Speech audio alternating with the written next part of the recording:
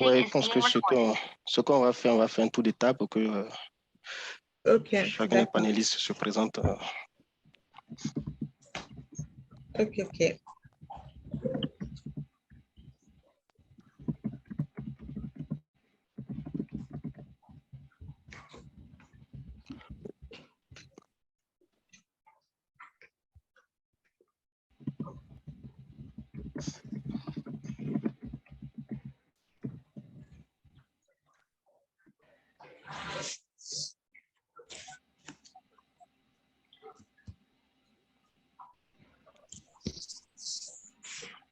Alors, il est 30 et John, tu as la main. Ok. Très bien. Alors, bonsoir à tous ceux qui nous suivent sur les réseaux sociaux. Bonsoir aussi à tous les spectateurs qui sont connectés directement à l'event Zoom. Je suis John Jamal et je serai le modérateur de ce 4e panel intitulé La bonne gouvernance en Côte d'Ivoire, quelle échéance, qui s'inscrit en fait dans le cadre d'une 5e conférence sur l'émergence de la Côte d'Ivoire. Et pour ce 4e panel, nous serons accompagnés par 4 intervenants qui sont dans les structures qui se chargent de la question de la bonne gouvernance. Ces intervenants se présenteront tout à l'heure. Mais avant, j'aimerais un tout petit peu introduire le sujet parce que chacun de nous a entendu la question de la bonne gouvernance. Ça revient couramment en tout cas dans le vocabulaire politique et tout le monde entend bonne gouvernance. Alors donc, pour pouvoir travailler sur ce thème, pour pouvoir échanger sur ce thème, pour pouvoir comprendre exactement où en est la Côte d'Ivoire, il serait déjà bien que chacun de nous puisse avoir une meilleure définition de la bonne gouvernance, si une définition existait, et surtout comment est-ce que les actions de la bonne gouvernance ont pu impacter dernièrement l'activité économique en Côte d'Ivoire et surtout les institutions qui ont été mises en place ces dernières années, est-ce qu'elles ont été vraiment efficaces? Est-ce que les actions menées par le gouvernement ont été ressenties par les populations et échanger après sur tout ce qui est perspective. Ce panel, et tout comme tous les événements, nous sommes en partenariat avec 3 structures, notamment d'Albeg, Afrique Éducation et TG Master Université. Nous les remercions pour leur soutien. Pour rentrer tout de suite dans le sujet, je vais d'abord laisser les différents panélistes se présenter à nos auditeurs et après, on rentrera dans le premier axe de nos échanges. Je donnerai la parole en premier lieu à Sidi Yunga.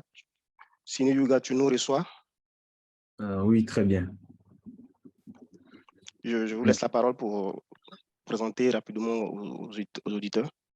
Merci beaucoup, John. Donc, bonsoir à tous. Et puis, je tenais d'abord à vous dire merci. Merci à Denkem Institute pour l'organisation de cette série de conférences sur l'émergence de la Côte d'Ivoire et les différents sujets qui sont sous-jacents. C'est une très belle initiative. Je pense que c'est la première édition et tout mon vœu, c'est que cette édition se répète dans les années à venir et prenne encore beaucoup plus d'ampleur. Donc, moi, je m'appelle Sidi Yunga. Je travaille en tant qu'orchestrateur digital dans une compagnie minière, donc qui est leader dans la production d'or en Afrique de l'Ouest. Mais bien avant ça, j'ai été pendant quelques années au sein du cabinet de Deloitte et puis au sein du cabinet d'Albert. Donc, dans ces cabinets, j'ai travaillé sur des missions de stratégie concernant le secteur public comme le secteur privé. Et ensuite, j'ai rejoint le ministère de la bonne gouvernance et de la lutte contre la corruption, où j'ai eu l'occasion de rencontrer Mariam Dabi, qui est connectée d'ailleurs. Et donc, j'étais conseiller technique en charge de la planification stratégique. Et puis, je m'occupais aussi de quelques initiatives digitales. Donc, voilà un peu en ce qui me concerne. Très bien, merci. Merci beaucoup, Sidi. Mariam, je vous laisse la parole pour vous introduire à l'auditoire. Est-ce que vous m'entendez correctement? Très bien. Parfait. Bonjour à tous, bonjour aux auditeurs et bonjour à Denkiem Institute. Et surtout, merci de nous inviter à ce panel pour parler de la bonne gouvernance en général et puis la bonne gouvernance spécifiquement à la Côte d'Ivoire. Je suis donc Mariam Traoré Diaby. Je me présente comme une spécialiste en crime économique, en lutte contre la criminalité économique surtout, mais aussi experte en anticorruption. Et c'est surtout sous cette casquette-là que je participe à ce panel. J'ai été chercheur et enseignante je vais le dire le nom, l'Institut de lutte contre la criminalité économique à Neuchâtel en Suisse. Et après, j'ai rejoint Crédit Suisse comme assistante vice-présidente en charge des questions anticorruption à la banque. Et après cela, je suis allée à IRC, donc International Rescue Committee, où j'étais compliance investigator. Et accessoirement, j'étais aussi consultante pour certaines autorités étatiques, dont le ministère de la bonne gouvernance en Côte d'Ivoire, où j'ai eu bien entendu l'occasion de travailler avec Sidi Yunga et d'autres personnes. Et puis là, je viens de commencer nouvellement comme experte en lutte contre la corruption, mais en gestion des risques de corruption dans une institution, on va dire régionale, qui soutient le développement au niveau de l'Afrique, dont je vais taire le nom. Et pour la suite aussi de nos discussions, je tiens à préciser que mes propos ici n'engagent que moi, et bien entendu pas mes employeurs, encore moins les clients ou les mandants que j'ai eus dans le passé ou présentement. Voilà. Très bien, c'est bien noté. Cédric Ngota qui est avec nous, qui est le troisième panéliste. Bonsoir Cédric. Bonsoir tout le monde, j'espère que vous allez bien. Très bien. D'accord, donc je suis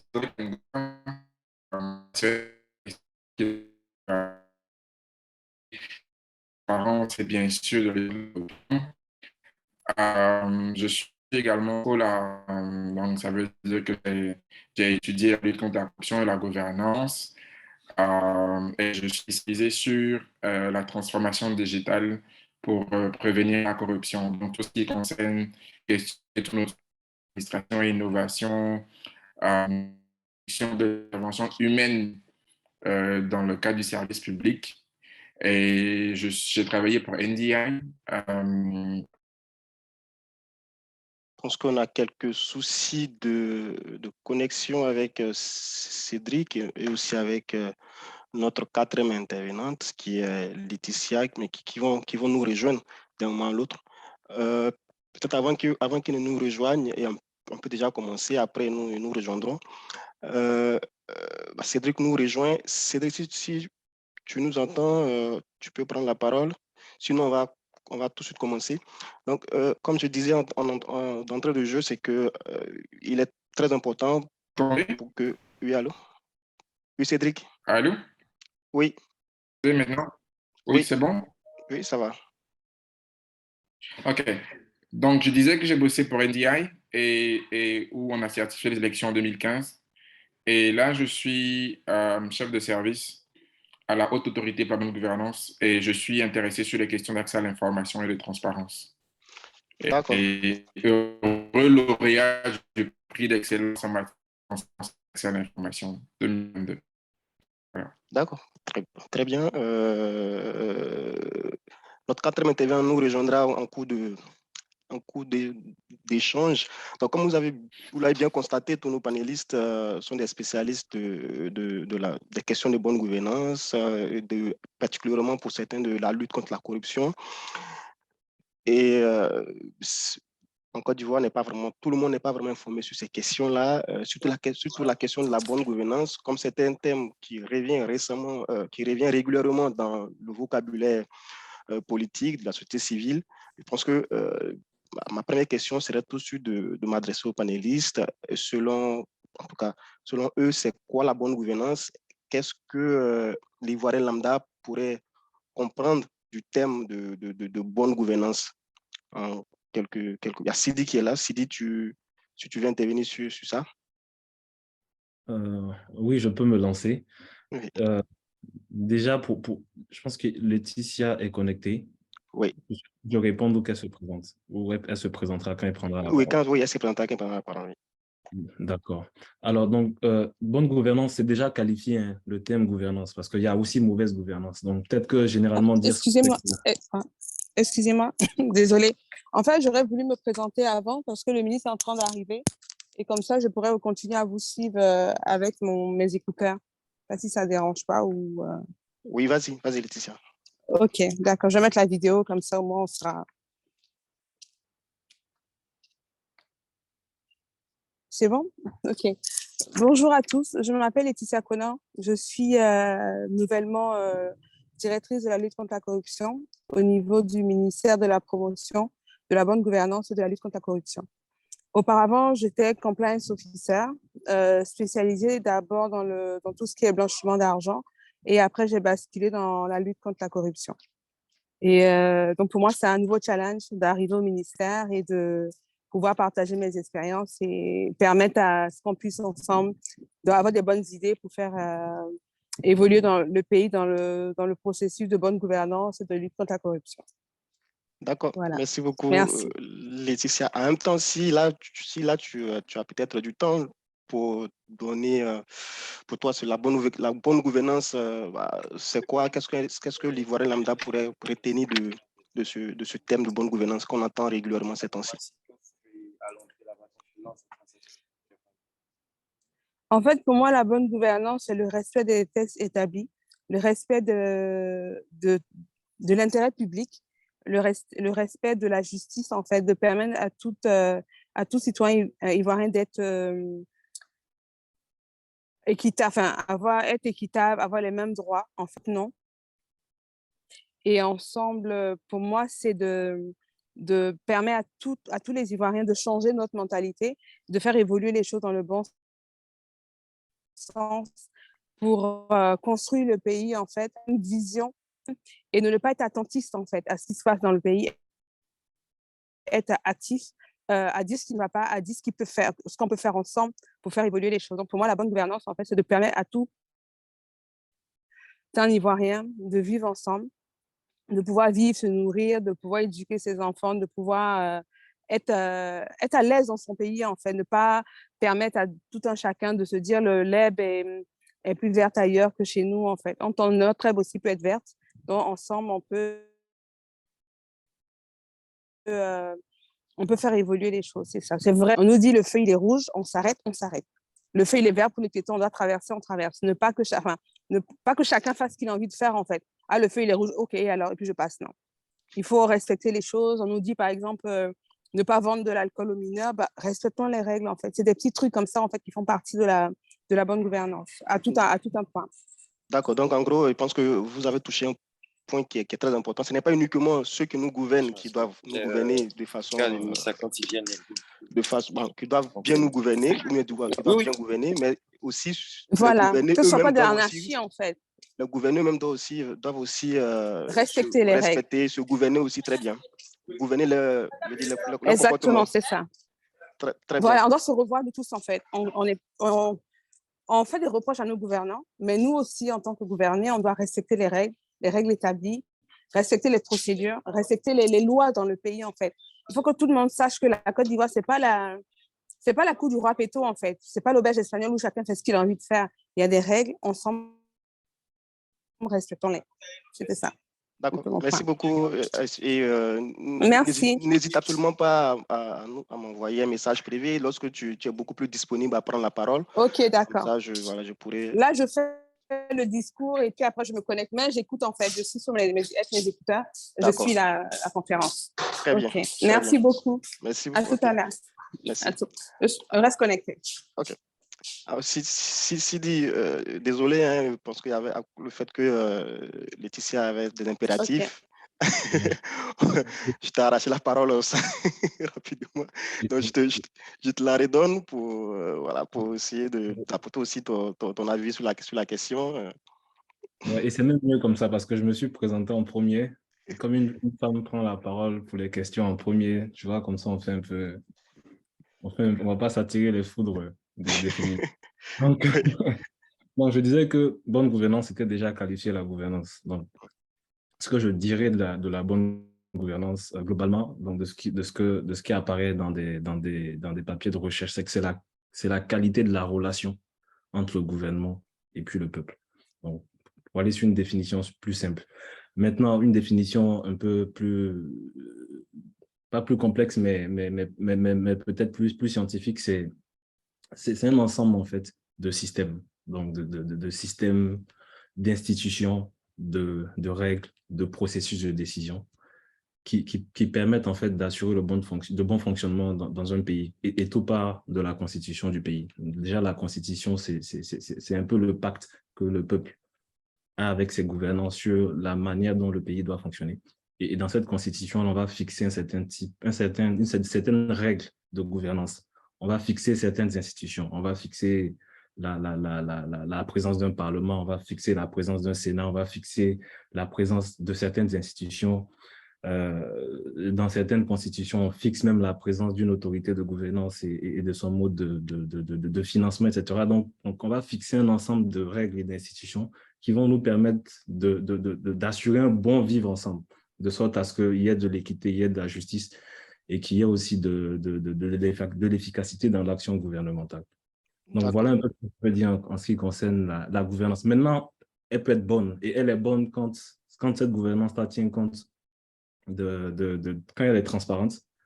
Donc, d'abord, quand il y a de la responsabilité, et puis, bon, on sait que pour qu'il y ait de la responsabilité, il faut de la transparence. Parce que pour que quelqu'un soit responsable, il faut pouvoir lui dire ce que tu lui reproches. Alors que pour savoir s'il fait bien son job ou pas, il faut qu'il y ait de la transparence. Il faut accéder à des informations qui font en sorte qu'on se rend compte que le job est fait ou pas. Donc, il faut de la transparence pour qu'il y ait plus de responsabilité et puis aussi de l'efficacité gouvernementale qui n'est rien d'autre que la capacité à identifier les besoins que les populations veulent et à délivrer en fait un certain nombre de services pour pouvoir combler satisfaire ces besoins-là.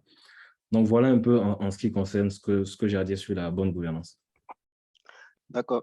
Merci bien, Cédric. Si tu nous entends, parce que tu es à la haute autorité de la bonne gouvernance. Je pense que depuis 2013, cette autorité a été instituée par une ordonnance. Et du coup, c'était dans le cadre, par exemple, d'un plan national de bonne gouvernance et de la lutte contre la corruption. Quel était en fait l'objectif du gouvernement pour pouvoir, quel était l'objectif du gouvernement, quel était ce que le gouvernement recherchait en quelque sorte à travers, à travers, à travers une telle autorité, la bonne gouvernance. Qu'est-ce que le gouvernement voulait promouvoir? Qu'est-ce qu'il voulait promouvoir? Quelle définition de la bonne gouvernance qu'il voulait que chacun de nous puisse avoir et se comporter en quelque sorte conformément à cela?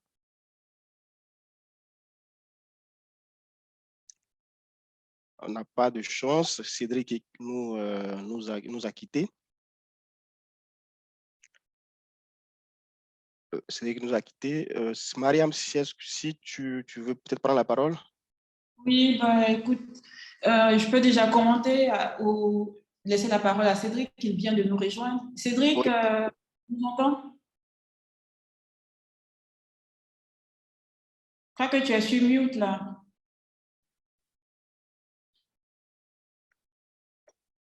Allô?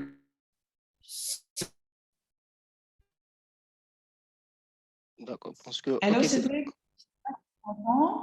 C'est sur mute? Oui, oui. Est-ce que vous m'entendez? oui, on t'entend. Non, je ne suis pas sur mute. Est-ce que vous m'entendez là? Oui, là, on t'entend, oui. Très bien. D'accord, merci beaucoup. Déjà, ce que j'aimerais dire, c'est que je ne parle pas au nom de la HABG. Donc, mes propos n'engagent que moi et je ne représente pas la HABG. Donc, ça, c'est très important. La seconde chose, c'est que la bonne gouvernance est un terme bateau. C'est important de le dire à tout le monde. C'est vraiment un terme bateau. Donc, c'est-à-dire que chacun va dire ça, c'est de la bonne gouvernance. Donc, un entrepreneur, par exemple, parce qu'on lui a réduit ses taxes ou ses obligations en tant que contribuable, il va dire ça, c'est vraiment la bonne gouvernance. À l'inverse, parce qu'on a réduit les taxes, il y aura moins d'allocations pour des personnes qui ne travaillent pas, par exemple. Eux, ils diront, ça, c'est de la mauvaise gouvernance. Donc, c'est important de dire qu'il n'y a pas de définition consacrée. On parlera de gouvernance, d'accord? Mais on peut dire qu'on part d'une gouvernance à une bonne gouvernance lorsqu'il y a 5 ou 6 principes, selon les experts, qui se rejoignent lorsque une décision gouvernementale est prise. Le premier principe, c'est la transparence. Le second principe, c'est la reddition des comptes. Le troisième principe, c'est l'éthique.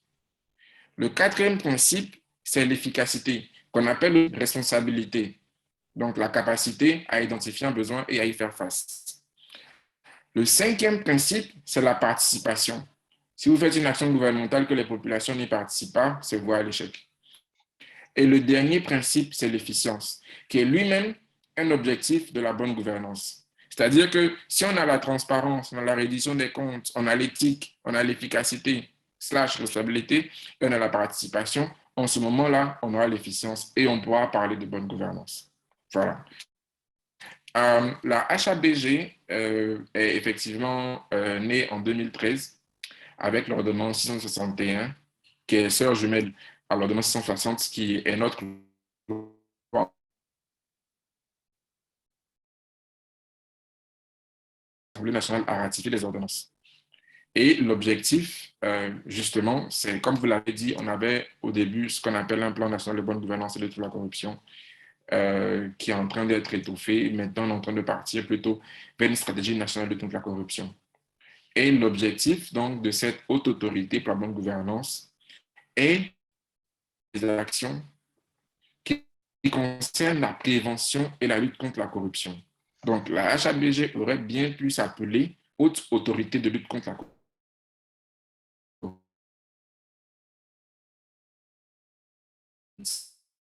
C'est Cédric, donc, si- voilà un peu. Oui, Cédric, vous si tu m'entends, c'est que comme il y a l'impression qu'on a un petit souci de Je connexion t'entends très avec. bien. Oui, on a un petit souci de connexion avec toi. Donc, si tu peux C'est souvent bizarre, peut-être. mais pourtant, je t'entends très bien. OK. Est-ce Et que tu des fois, m'entends? oui, je t'entends, oui, je t'entends. Je t'entends, oui. Je disais que pour éviter les coupures, tu peux peut-être ne pas activer ta vidéo. Comme ça va peut-être consommer moins de. On pourra peut-être mieux t'entendre. Parce que souvent, ça s'entrecoupe. D'accord. OK. D'accord. Ça va maintenant? C'est plus Oui, fluide? oui, c'est plus fluide, ça va. Très bien. D'accord. Donc, Merci. j'étais en train de parler de la HABG. Ouais. J'étais en train de...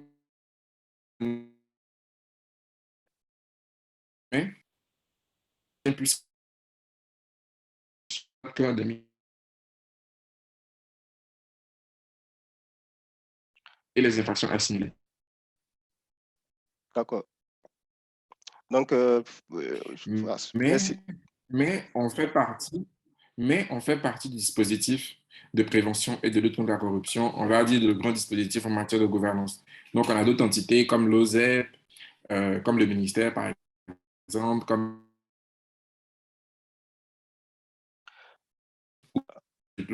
qui parle à gérer, j'ai envie de dire, le pays. Vraiment, tu dis beaucoup de choses très intéressantes, mais malheureusement, on a des coupures. On a des coupures récurrentes, donc ça fait qu'on n'entend absolument pas grand-chose. On a les idées généraux, mais on n'a pas des idées générales, pardon, mais on n'a pas Je vraiment répète. tout ton propos.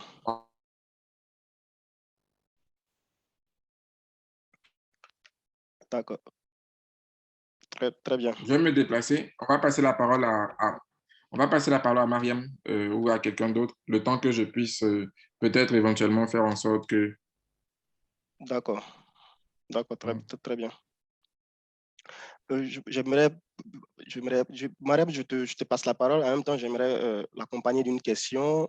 Je pense que les autres ont eu à définir la question de la bonne gouvernance. On comprend d'après Cédric qu'il n'y a pas de il n'y a pas de définition, et que c'est un terme bateau, chacun l'emploie comme il a envie de l'employer. S'il pense très bien qu'une politique a été favorable pour elle. Mais la question souvent qui revient, ou du moins dans les débats, c'est que la question de la bonne gouvernance est très souvent liée en fait à la question du développement, notamment les institutions internationales, le FMI et la Banque mondiale ont très souvent tendance à lier bonne gouvernance et développement économique. Du coup, pour que les pays africains puissent se développer économiquement, ils devraient donc mettre en place des principes de bonne gouvernance, et ces institutions-là accompagnent en fait ces États africains à pouvoir mettre en place certains principes de bonne gouvernance, dans l'espoir que ça permettra à l'Afrique de pouvoir se développer. Alors qu'en Côte d'Ivoire, nous avons quand même vu la croissance économique de ces dernières années en moyenne 7%, même s'il y a eu un petit ralentissement en 2020 à cause de la Covid. Est-ce qu'on pourrait aujourd'hui, de façon, c'est pas votre avis, est-ce qu'on pourrait aujourd'hui lier en quelque sorte ce développement économique que nous avons connu ces dernières années avec des principes de bonne gouvernance qu'on a éventuellement mis en place, et si c'est le cas, lesquels, qu'est-ce qui a peut-être permis à ce que nous puissions avoir cette croissance économique-là?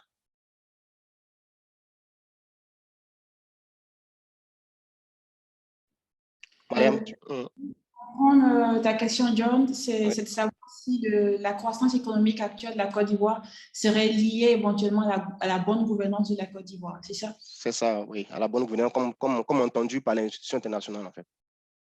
D'accord. Je me sentirais très peu légitime de parler, on va dire, au nom de la Côte d'Ivoire, vu que j'ai sur ce panel des personnes qui représentent à la fois un ministère et puis une autorité de la bonne gouvernance. Quoique Cédric a bien fait de le mentionner, même si la haute autorité de la bonne gouvernance s'appelle haute autorité de la bonne gouvernance, elle est plutôt focalisée sur la lutte contre la corruption. Et puis, peut-être encore pour revenir rapidement sur cette définition de la gouvernance qui est assez large et puis qui est diverse et variée. On peut juste retenir que la gouvernance, en général, c'est une gestion, un mot de gestion sociale. C'est un thème bateau, comme le disait Cédric, mais on retient surtout que ça fait appel à des principes de transparence, de responsabilité, d'éthique et autres. Maintenant, pour parler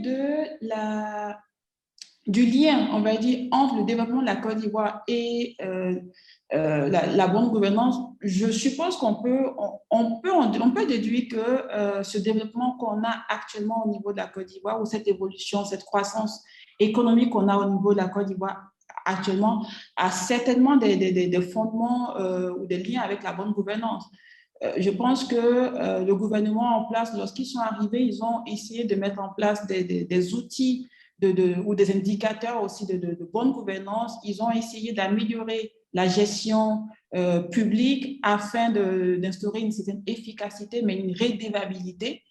On a vu pas mal d'initiatives déjà au niveau, je sais pas, déjà en 2017, où on avait eu une ordonnance ou je crois un décret ou un règlement d'un ministre qui demandait à ce que les entités publiques aient quand même quelques indicateurs de gouvernance.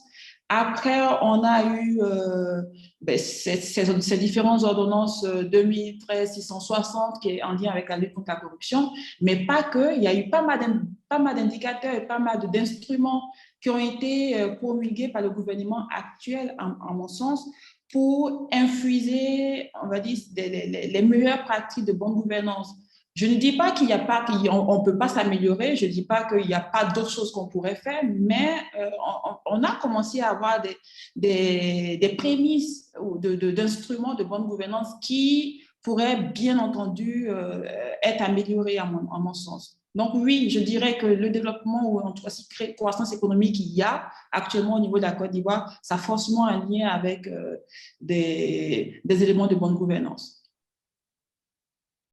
D'accord. Merci bien, Mariam. L'autre question, en tout cas, parce que je pense que dans la question de la bonne gouvernance, je pense que Cédric et Mariam, vous l'avez bien sûr dit, il y a une autorité de la bonne gouvernance, mais qui s'occupe en quelque sorte de tout ce qui s'occupe beaucoup plus en fait sur la lutte contre la corruption et les infractions assimilées. Récemment aussi, il y a eu en 2021, a été créé un ministère de la promotion de la bonne gouvernance et de la lutte contre la corruption et également.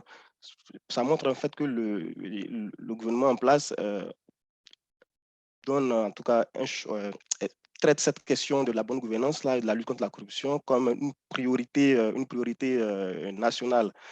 C'est pourquoi il y a sûrement toutes ces institutions-là. La question que j'aimerais peut-être poser, Laetitia et Cédric, c'est que, effectivement, si l'autorité de la bonne gouvernance aujourd'hui s'occupe de la lutte contre, en tout cas, de la lutte contre la corruption et qu'on a un ministère aussi qui s'occupe de la lutte contre la corruption et que derrière, ces deux, je pense, ces deux institutions, on a aussi une Cour des comptes, on a aussi un conseil, une inspection générale au niveau de la présidence, mais aussi dans les ministères, tout ça. Est-ce que toutes ces institutions, finalement, qui sont chargées en quelque sorte de promouvoir notamment la bonne gouvernance, mais aussi de lutter en fait contre contre la corruption, ainsi de suite, est-ce que finalement, on ne se marche pas un peu sur les pieds? Est-ce que cela n'entrave pas en quelque sorte l'efficacité des objectifs de lutter contre la corruption et de promouvoir la bonne gouvernance? Est-ce que Sidi, qui est avec nous, quel est ton avis un peu là-dessus? Merci John. Permets-moi de revenir rapidement sur le lien entre bonne gouvernance et développement économique. Effectivement, il y a un lien très fort entre bonne gouvernance et développement économique, dans le sens où, selon une étude qui a été réalisée par certains chercheurs, ils estiment que l'amélioration d'un écart type de la bonne gouvernance peut multiplier par 3 l'augmentation du produit national par habitant d'un pays à long terme. Donc, ça montre qu'il y a vraiment une corrélation et un lien de causalité très fort entre bonne gouvernance et développement économique. Par contre, la réciproque n'est pas vraie. Un pays qui n'est pas tout le temps vrai, voilà. N'est pas tout le temps vrai. Un pays qui se développe n'a pas forcément amélioré ces indicateurs de gouvernance. Je ne suis pas en train, bien sûr, de parler de la Côte d'Ivoire, mais je parle d'un point de vue théorique général. Donc, voilà, la réciproque n'est pas vraie. Maintenant, pour revenir à la question des institutions de coordination en Côte d'Ivoire, effectivement, la Côte d'Ivoire s'est dotée de bon nombre d'institutions.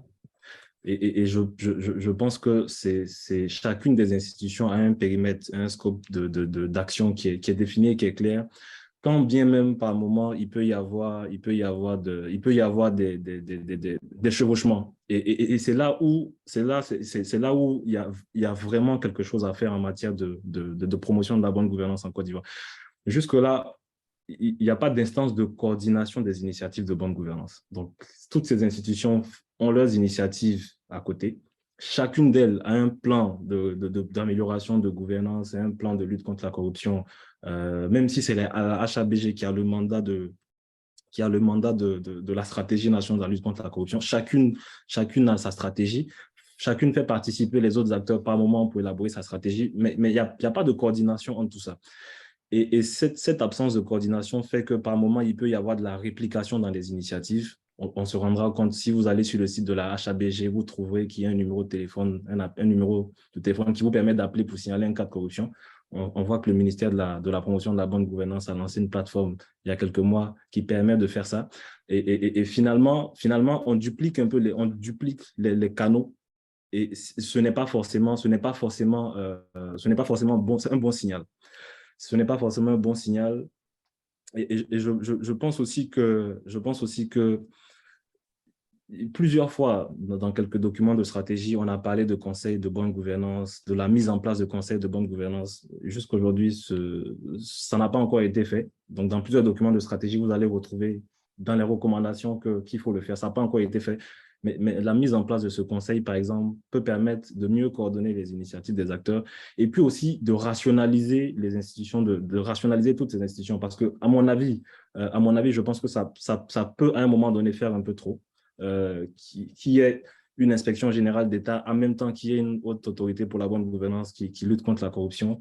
Il y a des inspections, par exemple, dans les ministères, dans tous les ministères, mais ces inspections générales-là ne sont pas des inspections générales indépendantes. Excusez-moi, parce que c'est le ministre qui va… Comment est choisi l'inspecteur général dans un ministère? Qui est son patron? Son patron, c'est le ministre. Alors que quand vous prenez, par exemple, le secteur privé, le comité d'audit ou le responsable de l'audit dans une banque, son patron, ce n'est pas le DG de la banque.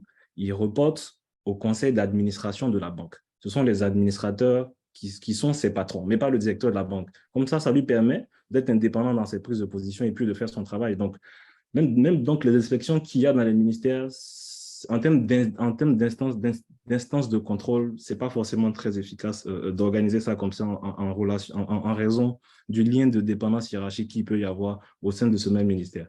Donc, pour conclure, il y a une réplication d'initiatives. Il n'y a pas d'institution de coordination de toutes ces instances de bonne gouvernance. Voilà. Et je pense aussi qu'il y a vraiment de la matière à rationaliser ces institutions-là pour avoir juste le minimum qu'il faut avec l'efficacité en renforçant plutôt ces institutions-là. J'aurais j'aurais suggéré de prendre le budget de création de certaines institutions pour renforcer les ressources d'autres institutions qui aujourd'hui peinent à être efficaces dans leur travail juste parce qu'elles n'ont pas suffisamment de personnel. Ne parlons même pas de compétences, mais juste d'effectifs.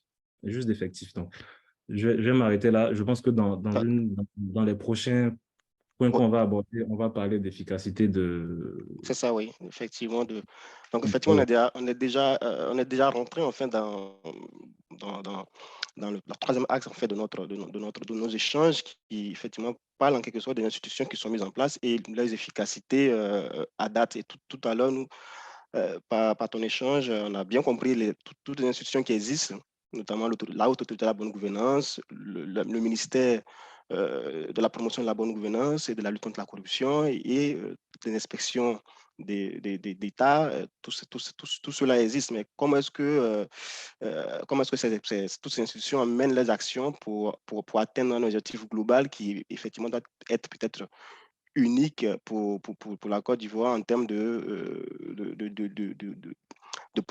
bonne gouvernance et de lutte contre la corruption.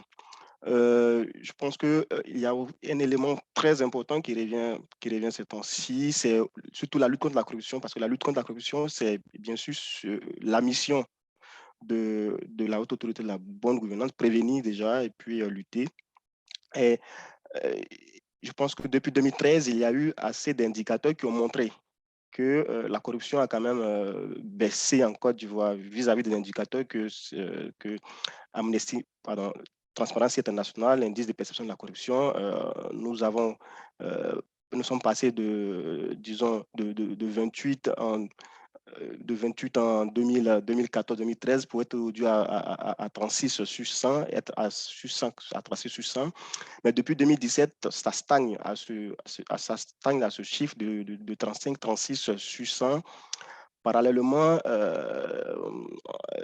la perception de la corruption par les Ivoiriens ne s'améliore absolument pas. Et en préparant en fait ce panel, j'avais vu un peu une étude de Afrique Baromètre qui expliquait qu'effectivement, au niveau de la corruption vécue, on constate une augmentation depuis 2019 par exemple, des pots de vin versés aux prestataires des services d'hôpitaux et d'écoles, de plus de 8 points pour certains. C'est au niveau de la police uniquement que ça arrivait à baisser. Mais de façon générale, il n'y avait pas d'amélioration et surtout que les Ivoiriens, 6 Ivoiriens sur 10 estimaient aussi que les actions menées par les gouvernements ne permettaient pas vraiment de lutter, n'étaient pas suffisantes pour pouvoir lutter contre la corruption.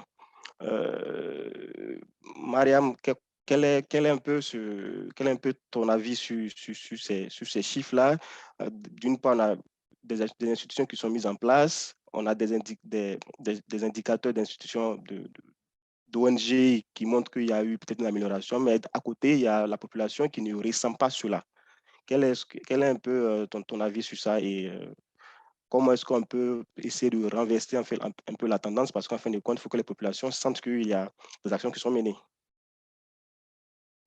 Alors, généralement, on va dire qu'il y a certainement un problème de communication et de bonne communication. Au niveau des indicateurs, surtout de transparence, c'est vrai qu'on avait fait un bond de 10 points à un moment donné et je crois depuis l'année passée ou depuis 2020, on n'a pas fait d'évolution du tout. Le dernier rapport qui est sorti, la Côte d'Ivoire n'a pas eu un meilleur point, mais on a perdu une place au niveau du classement. Donc, ça, on donne l'impression d'avoir régressé. Voilà, on donne l'impression de n'avoir pas fait plus que l'année passée, mais encore mieux, les autres ont fait, ou certaines personnes ont fait mieux, ou les autres pays ont fait mieux que nous, vu qu'on régresse d'une position. La distinction ou cette perception de la corruption, moi, je pense qu'il y a aussi ce sentiment d'impunité. L'année passée, on a eu des gros dossiers, il y a eu une communication pour moi, personnellement, en tant que citoyenne, qui a été mal ficelée. On a eu un gros coup d'éclat avec des directeurs d'entités publiques qui ont été débarqués. Si l'idée était de créer un climat de stress, on aurait pu le faire mieux. Moi, j'aurais préconisé, par exemple, qu'on fasse un directeur, ne serait-ce que chaque semaine ou chaque mois, mais pas nous envoyer 4 ou 5 directeurs d'une traite. Et puis après ce gros coup d'éclat, on n'entend plus rien. Après, on entend qu'il y a eu des rapports d'audit qui ont été, qu'il y a eu des audits qui ont été faits, il y a eu des rapports d'audit qui ont été publiés ou en tout cas qui sont disponibles, mais finalement, le peuple qui avait été mis à témoin, qui avait été pris à témoin au départ, qui avait assisté au débarquement de ces directeurs, n'est plus associé. Donc, soit on l'associe du début à la fin, soit on ne l'associe pas du tout, et puis après, le peuple est informé via un rapport disant on a débarqué X, Y parce qu'on a constaté qu'il y avait des manquements ou d'une mauvaise gestion. Mais quand on associe le peuple au départ et puis après on dit non, c'est un truc interne, on va régler ça au sommet, les gens se disent mais attends, il y a une impunité. Et au niveau de la lutte contre la corruption, il n'y a pas un plus lourd bémol que lorsqu'on n'a pas le ton à détordre. Donc on nous dit que l'exemple va venir de là-haut. Donc quand là-haut est impliqué dans un scandale de mauvaise gestion, il faut qu'on puisse on puisse en servir pour faire un exemple. Que le peuple se dise que ce n'est pas seulement les plus petits qui sont les plus petits poissons qui sont attrapés, ce n'est pas sur les plus petits qu'on tape lorsqu'on processus, comment ça se passe. Donc, je pense qu'il y a une mauvaise gestion au niveau de ce genre de dossier et surtout une mauvaise communication. Peut-être que ça rejoint encore le point que Sidi a mentionné, où il disait qu'il n'y avait pas une entité globale qui permet de gérer ou de fédérer tous les efforts de la lutte contre la corruption, parce que chacun y va de son faire, on fait un peu des coudes, on veut montrer qu'on excelle ici ou là, et ce qui fait qu'on va en rang dispersé, et ça crée un effet de désorganisation, mais surtout d'inefficacité. Et c'est ce que le peuple, à mon avis, ressent. On se dit, ben, il y a des gros coups d'éclat, tout ça c'est politique, mais à la fin, il n'y a rien qui change. Voilà. Moi, c'est cette impression que j'ai eue, en tout cas, et je le reprécise, en tant que citoyenne, et bien entendu, avec le regard de la spécialiste anticorruption que je suis. Très bien. En tout cas, il y a Laetitia n'est pas encore disponible, mais Cédric, je pense qu'il y a quand même ce que Mariam a soulevé, notamment le fait que il y a eu des coups d'éclat l'année dernière. Il y a eu aussi, même au niveau que ce soit au niveau des directeurs généraux de structures publiques, mais aussi au niveau des fonctionnaires de police. L'opération coup de poing qu'il y a eu en septembre 2021 a montré qu'il y avait en quelque sorte une certaine des actions qui étaient coordonnées pour que on puisse ressentir tout de suite que les choses sont en marche et que tout le monde va peut-être changer de comportement.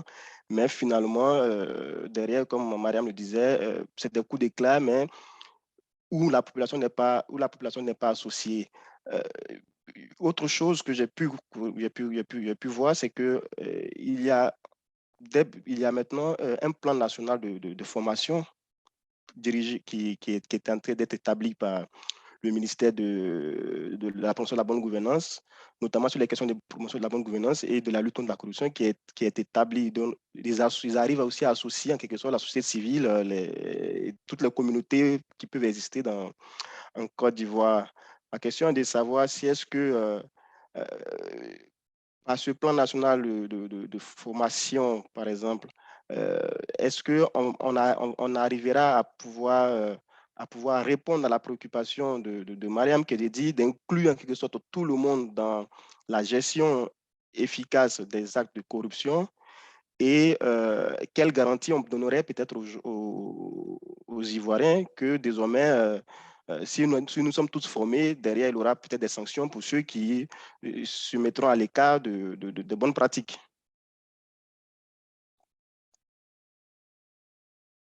Cédric, tu nous entends?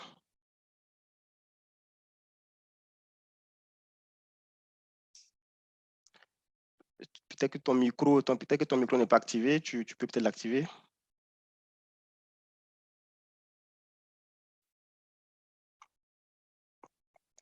Non, il ne nous entend pas. OK. Donc, je reviendrai à Sidi sur cette question, notamment, en gros, c'est de chercher à savoir si les mesures qui sont maintenant en train d'être mises par le ministère ou la haute autorité, notamment le fait qu'il y a un plan national de formation qui est en train d'être élaboré. Il y a aussi une plateforme qu'ils ont eu à créer pour qu'ils puissent avoir des signalements, tout ceci. Comment est-ce que vous jugez ces actions-là et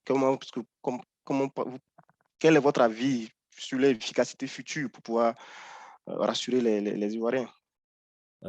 Déjà, moi, je souscris pleinement à ce que Mariam a dit. Je pense aussi que la Côte d'Ivoire n'a pas réinventé une approche de lutte contre la corruption. La corruption est aussi vieille que le monde. Et il y a certains pays qui ont réussi. On sait pourquoi ces pays ont réussi. Et voilà, faut prendre la recette, il faut l'adapter et puis il faut l'appliquer. Il n'y a rien à réinventer. Par rapport au plan de formation, c'est une bonne initiative.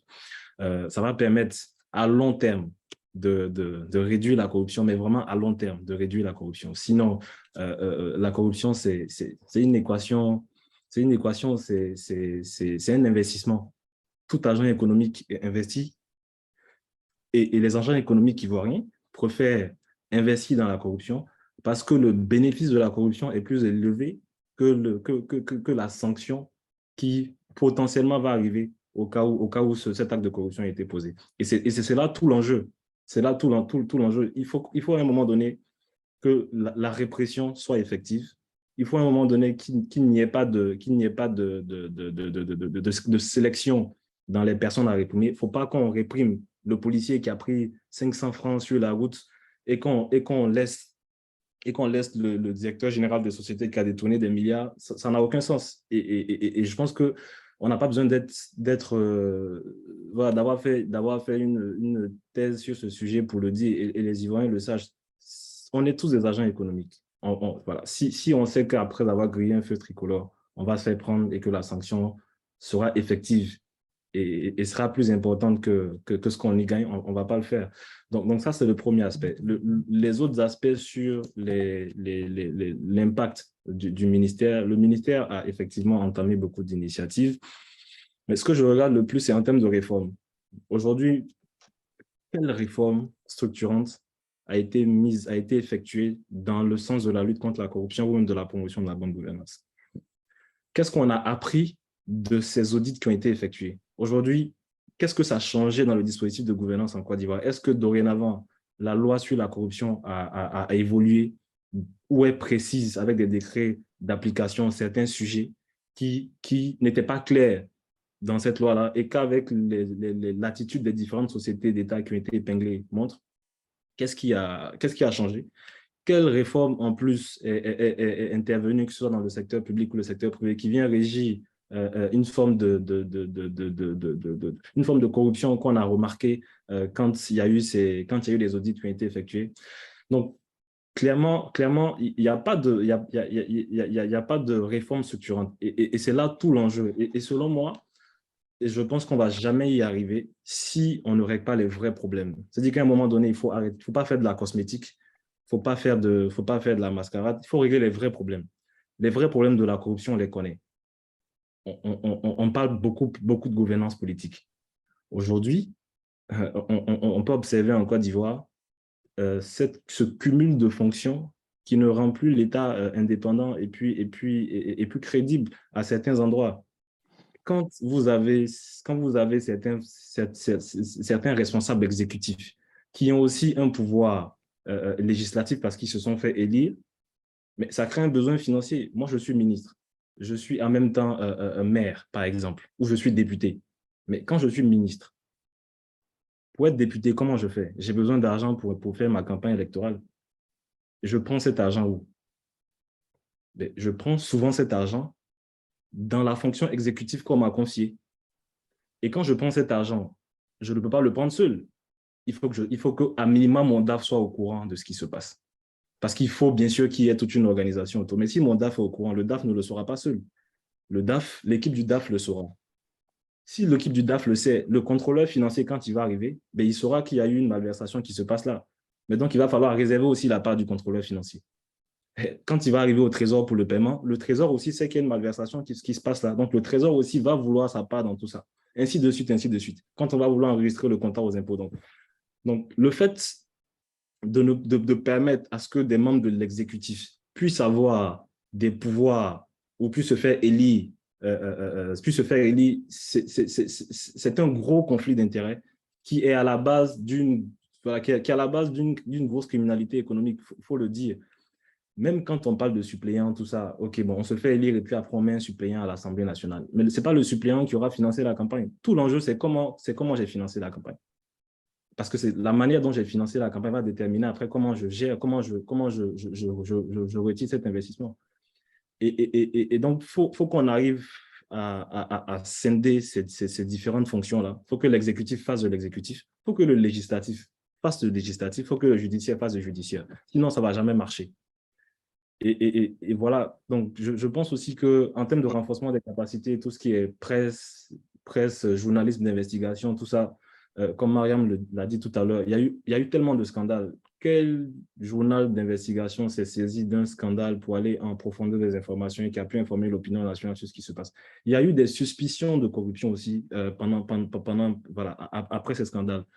Il n'y a pas vraiment de journalisme d'investigation. Hein. En tout cas, il n'y en a pas en pluralité qui permettent d'aller au fond des sujets et d'informer l'opinion nationale qui pourra mettre une pression sur les gouvernants pour qu'ils puissent ajuster cette responsabilité-là qu'ils ont. Donc, je pense qu'il faut régler les problèmes de fond. Il faut arrêter le cumul de certaines fonctions. Il faut qu'il y ait de l'indépendance. Et aussi, il faut aussi organiser. Voilà, je prends l'exemple de la Cour des comptes. La Cour des comptes doit auditer les partis politiques. Bon, la Cour des comptes va auditer le parti politique, par exemple le RHDP. Quand elle va auditer le RHDP, c'est qui le président du RHDP? C'est le président, c'est le chef de l'État. C'est lui qui va signer le rapport de la Cour des comptes. Et quand la Cour des comptes finit un rapport, elle doit restituer ce rapport au chef d'État. C'est encore le même chef d'État à qui on va restituer le rapport avant de rendre certaines choses publiques. Donc, je dis, à un moment donné, il y a des problèmes structurels qu'il faut changer. Comment on nomme le président de la HABG? Comment on nomme le président de l'Inspection générale d'État? Qui a le pouvoir de le révoquer? Si celui qui le nomme peut le révoquer aussi facilement, ce dirigeant d'institution ne sera pas indépendant vis-à-vis de l'exécutif. Tant qu'on ne sera pas en mesure de régler avec des réformes structurelles ce genre de problème, on ne va jamais y arriver. D'accord. Donc, en gros, pour toi, c'est toute la question d'indépendance des acteurs qui est en cause, en fait. Les acteurs, les organisations, leur indépendance organisationnelle, leur indépendance financière, exact. Les partis politiques, leur budget, c'est fixé par la loi. C'est un pourcentage du budget national qui est donné aux partis politiques. Ce n'est pas le cas pour la haute autorité pour la bonne gouvernance. Au Burkina, par exemple, la haute autorité pour de la lutte contre la corruption à 1% du budget ou 0,1% du budget. C'est inscrit dans la Constitution. En Côte d'Ivoire, ce n'est pas le cas. Il faut aller dans un processus budgétaire normal. Et donc, encore là, il faut aller vers l'exécutif et c'est l'exécutif qui va te donner ce budget-là. Donc, je pense qu'il y a des réformes. Il faut totalement restructurer l'interrelation qu'il y a entre les institutions et qu'il y a aussi l'accès à ces fonctions-là pour pouvoir s'assurer de lutter efficacement contre la corruption. Sinon, tout le reste, il y aura une bonne partie qui sera de la cosmétique, mais qui n'aura pas d'impact réel. D'accord. Mariam, vous partagez-vous ces propos. Et puis, il a aussi fait part, en fait, de la question du manque de journalistes d'investigation qui fait que finalement, il n'y a pas d'enquête sérieuse sur les cas de malversation, même les rumeurs qu'on peut entendre. Et il y a aussi, à part la question des journalistes d'investigation, il y a aussi la question même du citoyen lambda qui, comment est-ce qu'on le rassure qu'il peut, par exemple, reporter un cas de corruption parce que dans la même étude d'Afrobaromètre, c'est que 80% des Ivoiriens, voilà, 80% des Ivoiriens estiment que les gens risquent des représailles s'ils signent des actes de corruption. Est-ce que ce fort taux-là n'est pas le fait que les Ivoiriens pensent qu'ils vont avoir des représailles s'ils reportent la corruption, s'ils la signalent, ça crée quand même un climat qui permet en fait d'alimenter la corruption. Comment est-ce qu'il faut aujourd'hui chercher à pouvoir donner la confiance aux journalistes, aux Ivoiriens de pouvoir s'impliquer dans la lutte contre la corruption et qui ne risqueront pas de représailles? C'est vrai qu'il y a des lois qui ont été mises en place pour protéger les victimes ou les whistleblowers, comme on le dit, mais c'est quoi l'efficacité? Qu'est-ce qui doit être fait pour qu'au-delà des lois, il faut que de façon concrète, les choses marchent? Mais avant même d'aller au-delà des lois, il faudrait qu'il y ait des lois. Malheureusement, en Côte d'Ivoire, il n'y a pas encore de loi qui protège le lanceur d'alerte en tant que tel. Et ça fait encore l'objet de débats au niveau des différentes entités de lutte contre la corruption et même au niveau de la justice. Il y a une loi qui protège les témoins, les dénonciateurs, mais cette loi-là, elle s'applique difficilement au cas du lanceur d'alerte lorsqu'on en vient à la lutte contre la corruption.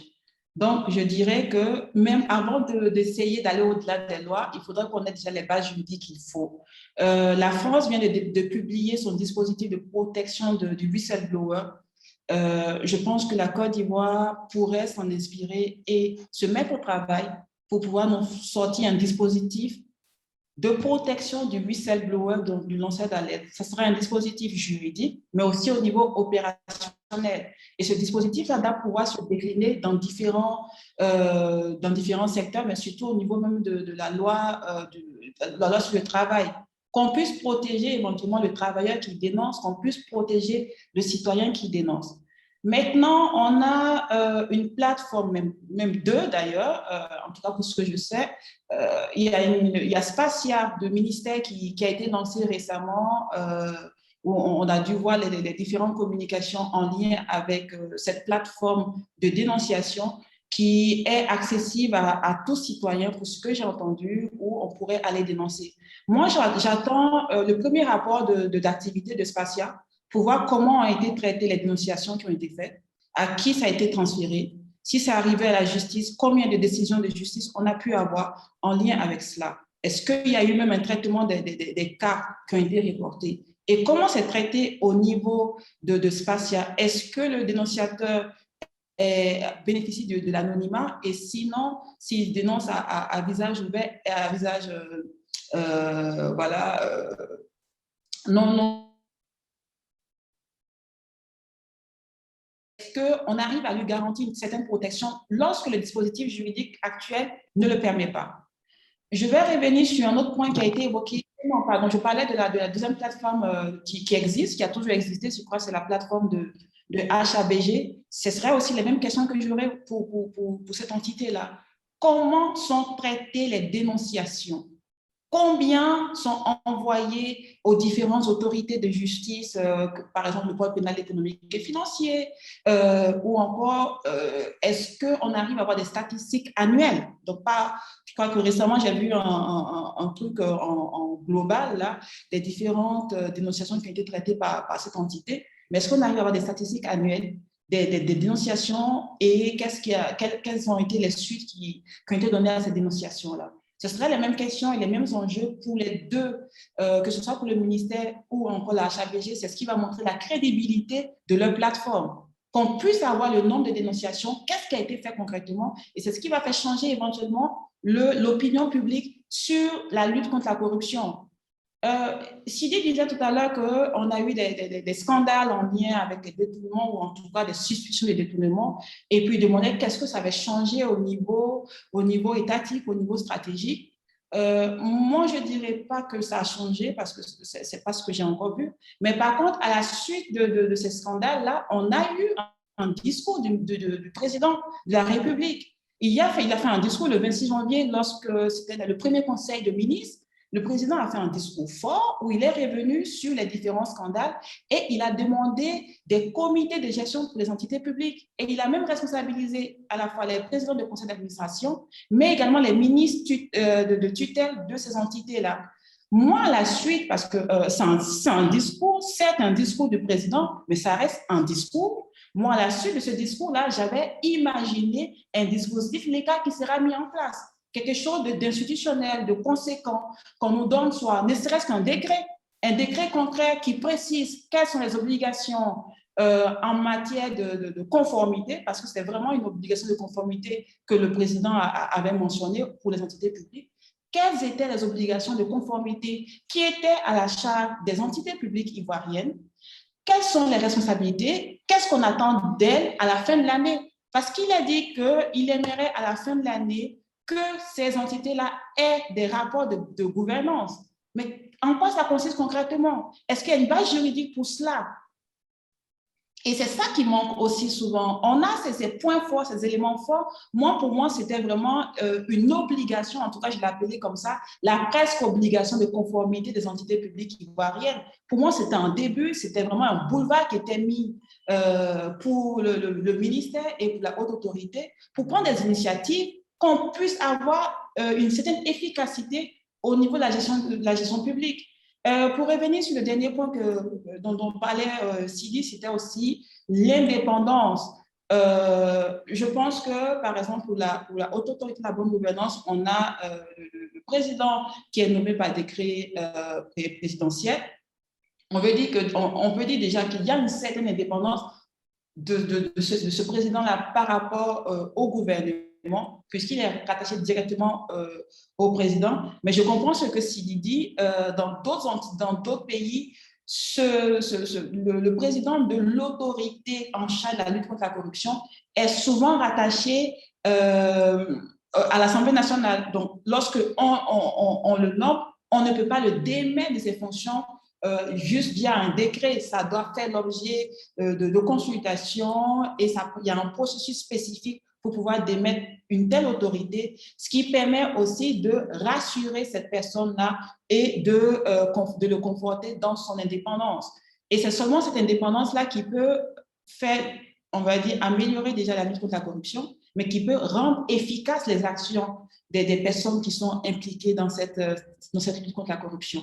Donc, pour ne pas monopoliser trop la parole, je vais m'arrêter là et puis on va continuer les échanges. Donc, je laisse le temps pour que vous parliez assez parce que comme on n'a pas Cédric et Laetitia très fréquemment avec nous, donc vous êtes les seuls qui intervenez sur la question et vous apportez énormément d'informations, énormément de solutions, notamment ce qui bloque, ce qui fait que finalement, on a des institutions qui existent, mais on n'a pas d'amélioration dans la lutte contre la corruption en particulier. Je ne sais pas si Cédric ou Laetitia nous ont rejoints, pas encore. Mais je vais partager avec vous quelques préoccupations de participants, des spectateurs, que ce soit sur les réseaux sociaux, directement sur le Zoom. Il y a Stéphane Nguessan qui posait la question de savoir si est-ce qu'il y avait quand même des organes d'information, des organes d'information qui permettaient en fait à ce que disons, la population soit mieux informée sur la population soit à la fois mieux informée, mais aussi au niveau de la gestion. Quand Sidi parlait des ministères qui avaient des inspecteurs qui les contrôlaient, ainsi de suite. En tout cas, la question est de savoir comment est-ce que comment est-ce que l'information était un peu gérée au niveau des paliers, des différents paliers de contrôle, en quelque sorte, quand il devait avoir des contrôles pour ne pas que, pour que en fait, le contrôle soit efficace. Sidi, c'était quelque chose qui était en rapport avec toi. Oui, en termes d'information, je pense qu'il y a des efforts qui ont été faits. Il y a une commission d'accès à de l'information, KIDP, qui a été créée il y a quelques années, qui permet à tout Ivoirien qui va en savoir plus sur un sujet d'intérêt public à se rapprocher de cette commission-là pour avoir des informations. Il y a des rapports qui sont publiés, que ce soit par la Cour des comptes, que ce soit par la HABG, que ce soit par d'autres institutions. Maintenant, en parlant de paliers d'information, je ne sais pas si c'est plutôt, si ce qu'on veut dire, c'est plutôt palier de contrôle. Voilà, si c'est plutôt palier de contrôle et de surveillance. Donc, comme je disais, la gouvernance, c'est tout ça. C'est toutes les structures, les organisations, enfin, toutes les structures, les institutions qu'il y a dans cette grosse machine-là qui permet à tout le monde de faire correctement son travail. Donc, on avait parlé du conseil de gouvernance tout à l'heure. Pour moi, c'est un sujet important. Vous savez qu'il y a un conseil de sécurité. Quand la COVID était importante, mais tous les jeudis, je pense que le gouvernement restreint se réunissait pour parler de la COVID parce que c'était un sujet qui était important pour eux. Mais si la corruption et la bonne gouvernance c'est important, il faut se réunir aussi toutes les 2 semaines pour en parler. Donc, je veux dire, la responsabilité vient... C'est ce que Mara m'a dit, c'est tourne à the top. C'est une question de priorité gouvernementale. Dans les ministères, effectivement, en termes de paliers aussi de contrôle, il y a plusieurs paliers de contrôle. Il y a la direction financière qui se fait contrôler par un contrôleur qui fait partie du ministère le ministère du budget, je pense. Il y a un contrôle interne au sein de chaque ministère qui se fait par l'inspecteur général, mais comme j'ai dit, ça ne marche pas. L'inspecteur général est rattaché, enfin, son patron, c'est le directeur de cabinet, c'est le ministre. Il ne peut pas faire son travail. S'il veut faire son travail, qu'il soit rattaché, par exemple, à l'inspecteur général d'État, donc qu'il soit indépendant du ministère, et comme ça, il pourra faire son travail. Dans les sociétés d'État aussi, il y a des organes de gouvernance qui existent. Il y a des comités d'éthique, par exemple, que vous allez trouver dans quelques ministères. Ça a été lancé il n'y a pas longtemps. Est-ce que ça fonctionne? Je ne pense pas trop parce que sur le terrain, on ne voit pas forcément de résultats. D'accord. L'Assemblée nationale aussi. Ailleurs, l'Assemblée nationale a la possibilité de convoquer un ministre, par exemple, qui doit se soumettre à cette convocation et puis répondre, se présenter devant l'Assemblée nationale en quelques jours. Aujourd'hui, combien de fois vous avez entendu l'Assemblée nationale ivoirienne convoquer un ministre ou convoquer quelqu'un qui a un pouvoir public pour venir rendre compte d'une certaine situation? OK. Récemment, allez-y. Oui, pour abonder en fait dans cela, il y a une autre question qui est venue d'un autre intervenant, Jean-Boris, qui parlait plutôt d'une démocratisation en fait de la gestion des deniers publics, notamment au niveau du budget. Et sa question était de savoir comment est-ce qu'on pouvait démocratiser en fait la gestion des deniers publics pour que les citoyens aient un regard en quelque sorte sur l'utilisation des deniers publics. Est-ce que, par exemple, le rapport de la Cour des comptes, est-ce qu'il est rendu public? Est-ce que tout citoyen peut accéder au rapport de la Cour des comptes? Voilà, pour essayer de se faire aussi son avis là-dessus, tout ça. Est-ce que c'est vrai qu'elle existe, mais est-ce qu'on peut effectivement avoir accès à son rapport? Généralement, on a accès à certains rapports. Le problème, on a 2 problèmes, ou 3. Le premier problème, c'est quel est le niveau de granularité de ce qui est mis dans le rapport. Si dans le rapport, je vois par exemple achat de matériel informatique, 200 millions, je ne sais pas, peut-être que si on avait le détail, on aurait vu que c'était peut-être des souris sans fil qui avaient été achetées à 200 millions et que le prix, on arrivait à avoir le prix. Mais quand on n'a pas accès au prix, à combien ça a coûté, et qu'on n'a pas accès à la quantité qui a été commandée, on a du mal à juger de l'efficacité de cette dépense publique. Donc, le niveau de granularité des rapports ne permet pas souvent d'avoir une appréciation précise de la qualité de la dépense publique. Le deuxième aspect, c'est la non-organisation en fait, de nous tous en société civile pour pouvoir mener ces combats-là. Si individuellement, chaque Ivoirien devrait lire. Si on en fait une affaire de masse, ça ne va pas marcher. Par contre, si on a des organisations de société civile qui se créent, qui, à ces étapes de bilan, vont lire l'information, produisent peut-être des vidéos, produisent des petites notes explicatives, des bandes dessinées, des images qui permettent de mettre en lumière les déficits de gestion qu'on a, ça va toucher un peu plus l'information. Donc, attendre que ce soit le gouvernement qui vienne lui-même démocratiser l'information jusqu'à ce niveau-là, c'est pas attendre beaucoup d'eux, c'est ce qu'ils doivent faire. Mais ailleurs, ce qui fait aussi que ça marche, c'est que c'est la société civile qui prend ça en charge et qui va chercher l'information et qui va la rendre digeste à l'ensemble des citoyens.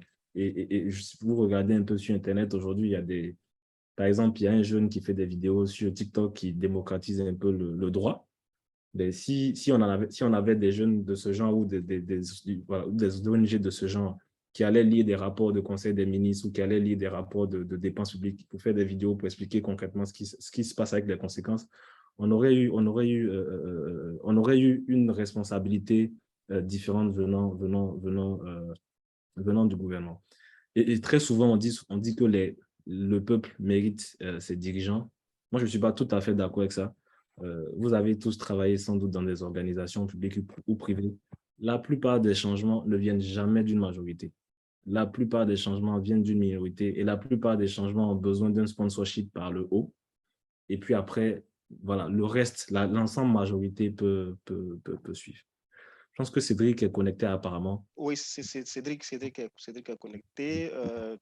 Donc, Je Cédric, vais je pense que pour rebondir un peu sur ce que disait Sidi concernant la question d'un participant, notamment sur la démocratisation en fait, de la gestion des deniers publics, je cherchais à savoir en fait si comment est-ce qu'on pouvait démocratiser au maximum cela. Bon, j'ai une question par exemple, bon, parce que, désolé, je suis un peu influencé parce que tu viens de la haute autorité de la bonne gouvernance. Je suis un peu influencé par ça, mais c'est que tes propos ne sont pas les propos de ton employeur. La question est, il y avait un élément particulier qui était que tous les directeurs, par exemple les directeurs généraux, les ministres, les élus, qui devraient déclarer avant leur prise de fonction le bien. Et qu'après, ils devraient aussi déclarer, lorsqu'ils partaient de cette fonction, leur bien. Mais par exemple, cette information-là, malheureusement, elle reste secrète et aucun citoyen n'est à mesure de pouvoir accéder à ce genre d'informations. Parce que comment est-ce qu'un citoyen lambda peut lui-même de son côté vérifier que les choses se sont passées correctement pendant que une personne était élue ou occupait une fonction publique. Est-ce que pour vous, comment est-ce que vous interprétez cela? Qu'est-ce qui motive en fait le fait que on puisse rendre ces informations secrètes uniquement pour la haute autorité de la bonne gouvernance?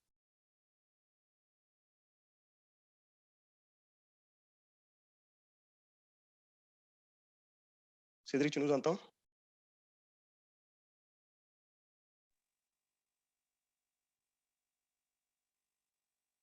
Cédric, je pense qu'on n'arrive toujours pas à l'entendre. Non, on n'arrive toujours pas à l'entendre. Ah ben non, si, il commence à... Non, je pense que moi, j'entends pas et je ne sais pas si d'autres personnes entendent, Cédric. Je pense que son micro n'est pas actif. Son micro est actif, mais il doit avoir un problème de dispositif. On ne t'entend pas, Cédric. C'est terrible, on ne t'entend pas.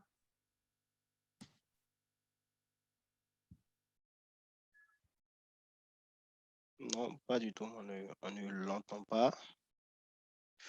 Ok, on reviendra à Cédric, mais parce que cette question, je peux aussi l'adresser à Mariam. Effectivement, la transparence sur les biens des personnalités publiques, comment est-ce que vous jugez en fait cette décision de dire, bien sûr, ils vont déclarer à l'arrivée, ils vont déclarer au départ, mais finalement, ça reste un secret pour uniquement la haute autorité de la bonne gouvernance et qu'aucun autre citoyen ne peut se faire son opinion là-dessus?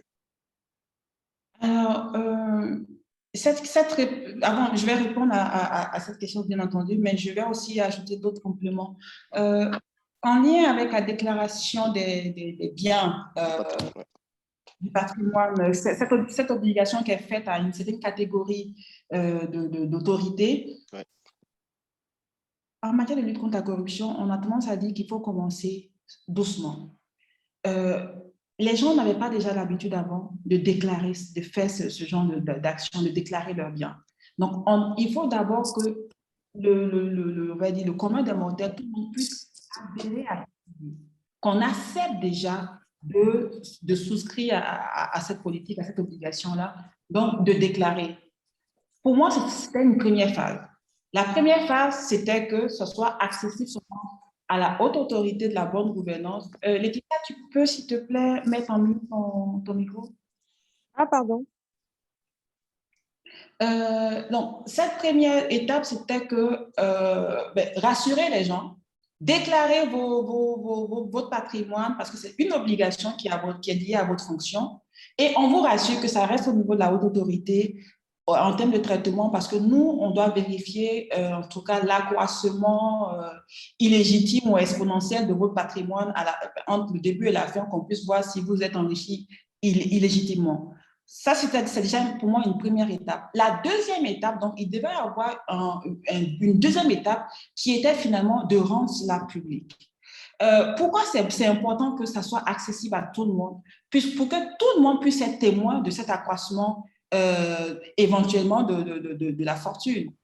Je ne mets pas en cause la crédibilité de l'autorité de la bonne gouvernance, mais je pense que si la population a un droit de regard, ça crée une pression supplémentaire qui peut, on va dire, régler les enjeux politiques qu'il peut y avoir des fois. Donc, quand tout le monde sait, ou tout le monde arrive à voir quelle était la fortune du départ et quelle est la fortune de la fin, on peut toujours demander, mais attendez, celui-là, il a augmenté sa fortune de manière exponentielle. Comment vous arrivez à justifier cela? Moi, je prends deux cas, par exemple, qui ne sont pas forcément de la déclaration du patrimoine, mais dans la gestion même de l'état des fonds publics. Par exemple, en Suède, on a eu un scandale avec Eva Joly, qui était en Suède, qui avait plus ou moins, il était allé avec ses habitudes françaises, donc qui se permettait, par exemple, de prendre un taxi depuis l'aéroport. Lorsqu'elle rentrait de mission, elle prenait un taxi depuis l'aéroport pour rentrer chez elle. Alors que, et quand ça a été publié, parce qu'on arrive à voir ce que les ministres ou les personnes qui reçoivent l'argent public font avec cet argent, on a vu qu'il y avait des notes de taxi. Et ça a créé une crise. On a demandé des comptes à Eva Joly. Est-ce que vous m'entendez maintenant? Oui, et j'ai la parole pour le moment. Oui, non, c'était juste me rassurer que vous m'entendez, c'est tout. Oui, on t'entend. D'accord. Et il y a eu une crise, on a demandé des comptes à Eva Joly et surtout, elle s'est excusée parce qu'elle a pris l'argent public pour prendre un taxi, et alors que le commun des mortels, en tout cas le citoyen lambda en Suède, prenait le bus. Il faut pouvoir, c'est-à-dire, on lui demandait d'utiliser l'argent public de manière efficiente, pas en abuser. On a eu, aux États-Unis, par exemple, on arrive à voir tout ce qui est fait avec des fonds publics, tout ce qui est financé avec des fonds publics.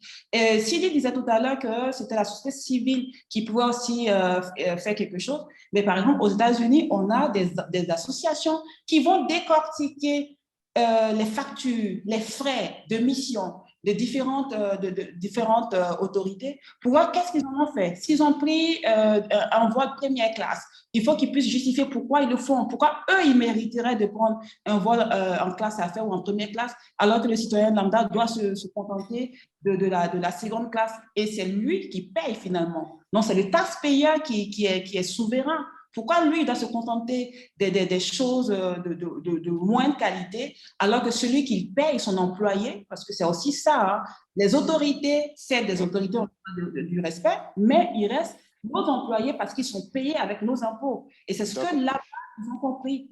Donc, on demande également aux autorités éventuellement. Et pour moi, c'est partie de la bonne gouvernance aussi. D'accord. Très bien. Je pense qu'il y a Laetitia et Cédric qui nous ont rejoints. nous n'avons plus assez de temps, 10 minutes maximum.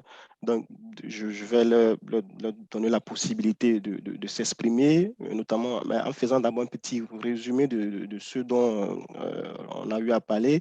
Laetitia et Cédric, l'un des éléments qui est revenu était qu'en fait, il y avait, effectivement, on avait assez d'institutions qui étaient en place, notamment la Haute Autorité de la Bonne Gouvernance, on avait le ministère de la promotion de la bonne gouvernance, on avait des inspections d'État, tout ça qui était peut-être censé assurer un peu cette question de bonne gouvernance, mais aussi de lutte contre la corruption, tout ça dans les services publics. La question était de savoir, mais pourquoi est-ce qu'il y avait toutes ces structures-là en même temps, et est-ce que ça n'entravait pas en quelque sorte l'efficacité de l'action? Et Sidi disait que effectivement, ça entravait l'efficacité de l'action. Moi, je te demande particulièrement ton avis parce que tu es directrice de la lutte contre la corruption au ministère du Plan de Développement, alors que pardon, au ministère de la promotion de la bonne gouvernance et de la lutte contre la corruption, alors qu'on a une autorité de la bonne gouvernance qui aussi gère la question de la lutte contre la corruption. Quel est un peu ton avis sur cette question, en particulier de la florissance des institutions et notamment leur efficacité?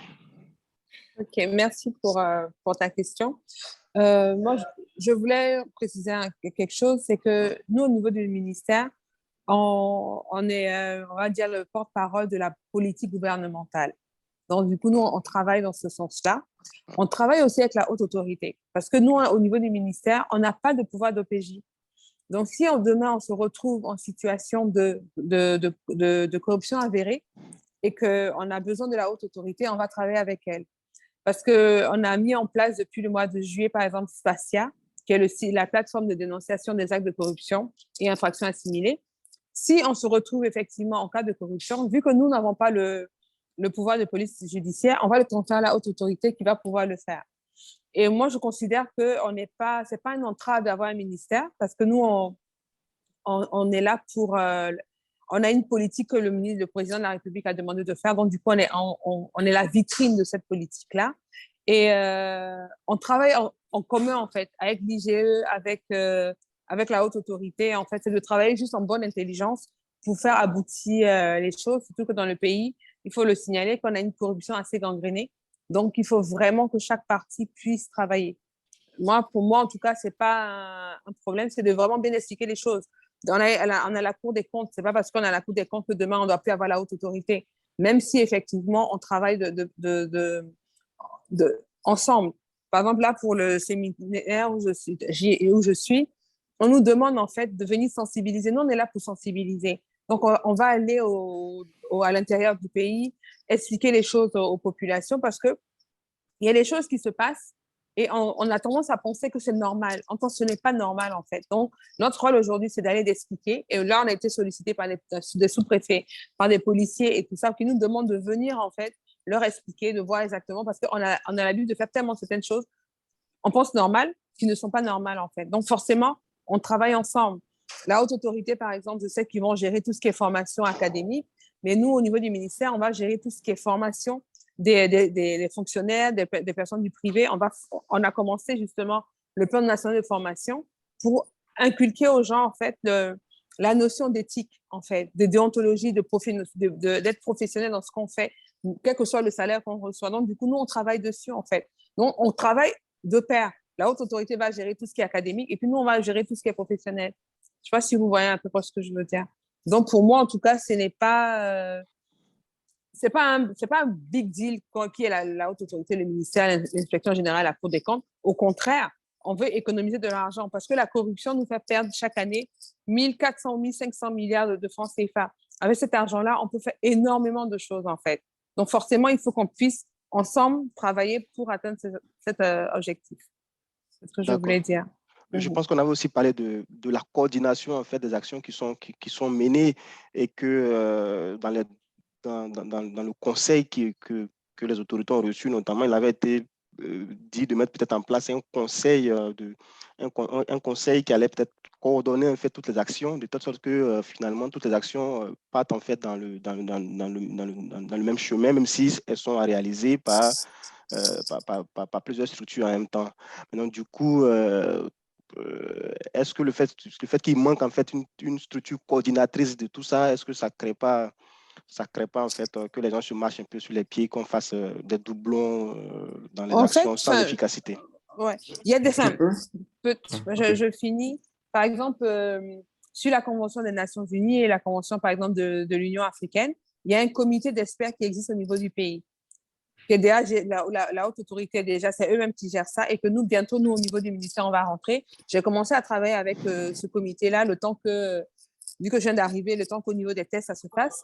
Et dans ce comité, il n'y a pas que le ministère de la bonne gouvernance ni la haute autorité. Il y a le ministère des Finances, il y a le ministère de l'Intérieur, il y a le ministère de la Justice. Et ensemble, en fait, on travaille ensemble les pistes d'amélioration. Effectivement, par exemple, il y a une évolution réglementaire qui va venir. Donc, ce comité, effectivement, on va travailler tous ensemble. Donc, on a tendance à penser que chacun est dans son coin et chacun fait ce qu'il veut. Non, on essaie et on est en train de travailler en bonne intelligence pour faire changer les choses. Pour qu'il y ait une évolution réglementaire, par exemple, la HABG ne peut pas être toute seule à côté parce qu'un ministère aura des idées. Nous, on peut avoir des idées. Donc, ensemble, en fait, on se met ensemble et on travaille tous ensemble. Donc, c'est ce qui est en train de se faire.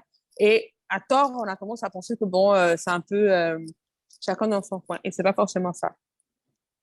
Je vais laisser la parole à... Oui, c'est Cédric.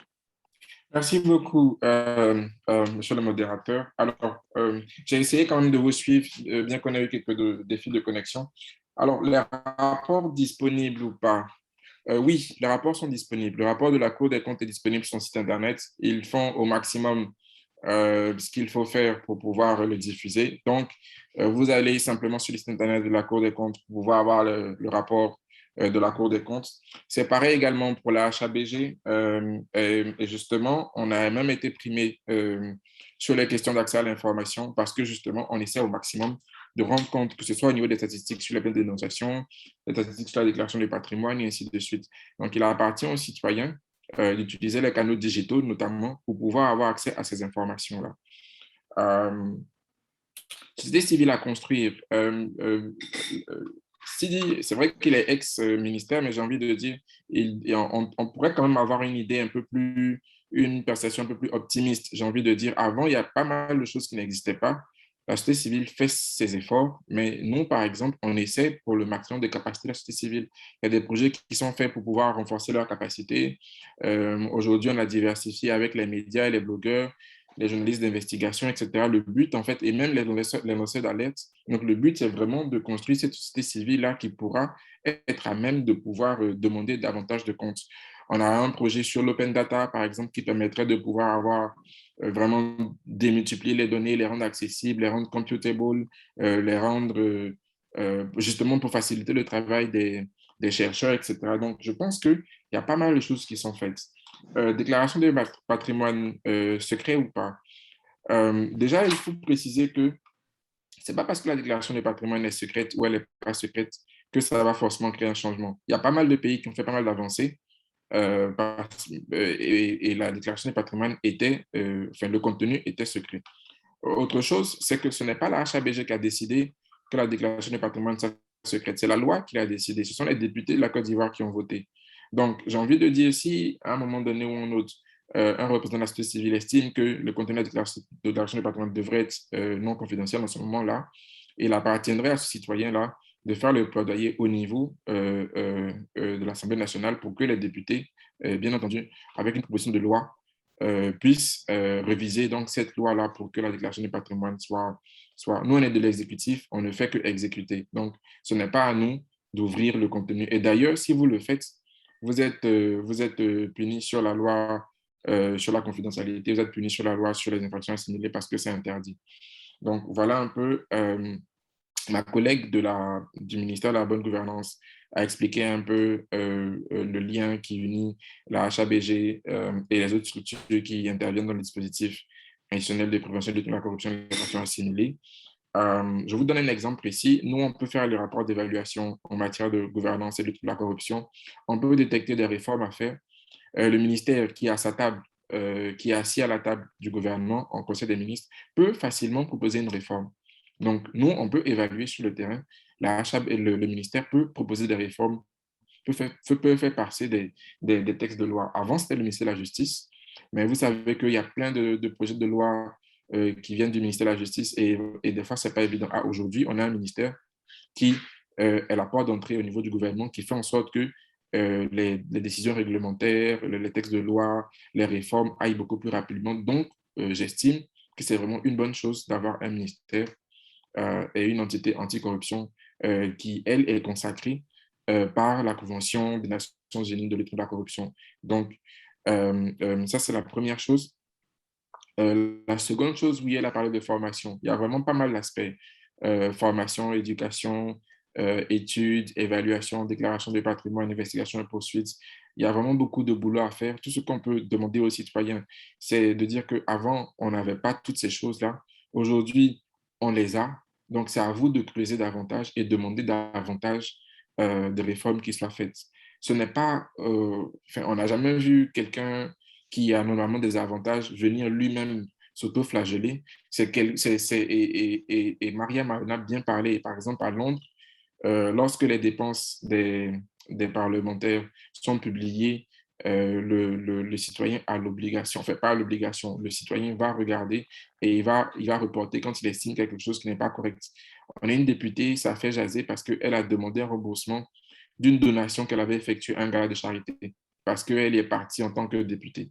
On lui a simplement dit que c'était un gala de charité, elle n'avait pas besoin de se faire rembourser cet argent-là. Donc, c'est juste dire qu'il y a vraiment pas mal de choses qui vont arriver. Je pense qu'on est sur le bon chemin. Ce type de conférences, par exemple, sont une bonne initiative qui permet notamment de pouvoir expliquer aux citoyens, expliquer aux jeunes ce qu'on est en train de faire. Et vraiment, je remercie Decam Institute qui a bien voulu nous associer à la question. On est vraiment ouvert pour avoir, pas forcément pour une conférence annuelle, mais peut-être une conférence mensuelle, où on aura l'occasion de détailler beaucoup plus avec des thèmes bien précis et éventuellement, et moi je le dis éventuellement, la HABG reste ouverte. Aujourd'hui, je ne parle pas pour le compte de la HABG, mais moi je peux vous le dire, pas plus tard qu'il y a 2-3 jours, on a formé les religieux. Avant ça, on a formé les médias. Donc, le citoyen qui veut être formé, une ONG qui veut être formée, elle a simplement qu'à écrire à la HABG. Et nous, on va faire diligence. Si un jour vous allez à la HABG, qu'on vous dit qu'on ne vous a pas reçu, vous pouvez éventuellement me contacter. Parce que j'ai envie de dire, on est vraiment dans une dynamique d'explication, de compréhension et surtout dans une dynamique de c'est la société civile qui peut nous aider parce que la HABG toute seule, le ministère tout seul, l'IGE toute seule, la Cour des comptes toute seule ne peut pas arriver à éradiquer la corruption ou à promouvoir la gouvernance en Côte d'Ivoire. Ces choses-là sont l'affaire de tous. Donc moi, en tout cas, je peux vous dire, le temps imparti est assez court, mais ce que je peux simplement dire, c'est qu'on est très demandeur de ce type d'initiative, de ce type de rencontres-là, qui permettent en fait de pouvoir mieux expliquer ce qu'on veut atteindre. Et j'ai même envie de demander à Decam Institute de nous écrire, de sorte qu'on puisse avoir d'autres sessions dédiées à ce type de sujet. Voilà, donc je vous remercie. J'espère que j'ai essayé pour mon mieux de répondre aux questions. S'il y a des questions spécifiques, je suis encore ouvert. D'accord, très bien. En tout cas, merci beaucoup, Cédric, et surtout de l'ouverture que tu crées pour Decam Institute, parce qu'effectivement, nous avons, on veut bien sûr collaborer dans ce sens-là.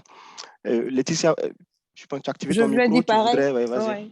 Je voulais dire pareil aussi que vous pouvez nous écrire si vous avez besoin qu'on soit là au niveau du ministère, qu'on fasse une meilleure explication. Effectivement, on reste disposé à vous aider, à expliquer, puisqu'on est sur les réseaux, nous-mêmes, on a le devoir de expliquer la raison d'être de notre ministère, qu'est-ce qu'on fait, pourquoi telles actions qu'on va faire et qu'on est là, en fait, pour le bien-être de tout le monde, en fait. Et comme je le disais, on travaille de pair avec la haute autorité, donc on peut également faire des choses ensemble.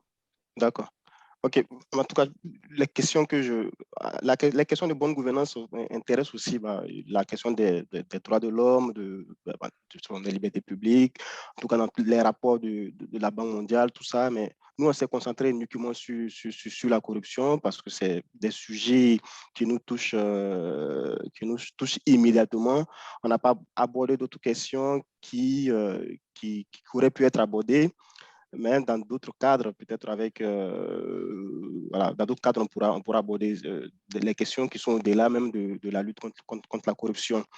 Il y a une préoccupation, une question qu'on avait posée, c'était de savoir si parce qu'il y a une statistique, effectivement, de l'Afrobaromètre qui disait que 80% des Ivoiriens avaient peur, en fait, de pouvoir signaler des actes de corruption, et que ça, par exemple, ça pouvait quand même démotiver des gens à utiliser, par exemple, Spatia à reporter, à appeler le numéro vert qui a été communiqué. Tout ça, je veux dire, comment est-ce que la haute autorité de la bonne gouvernance et le ministère, comment est-ce que vous abordez en fait cette question-là pour que les Ivoiriens soient rassurés que désormais ils peuvent signaler un cas de corruption sans avoir peur d'être inquiétés.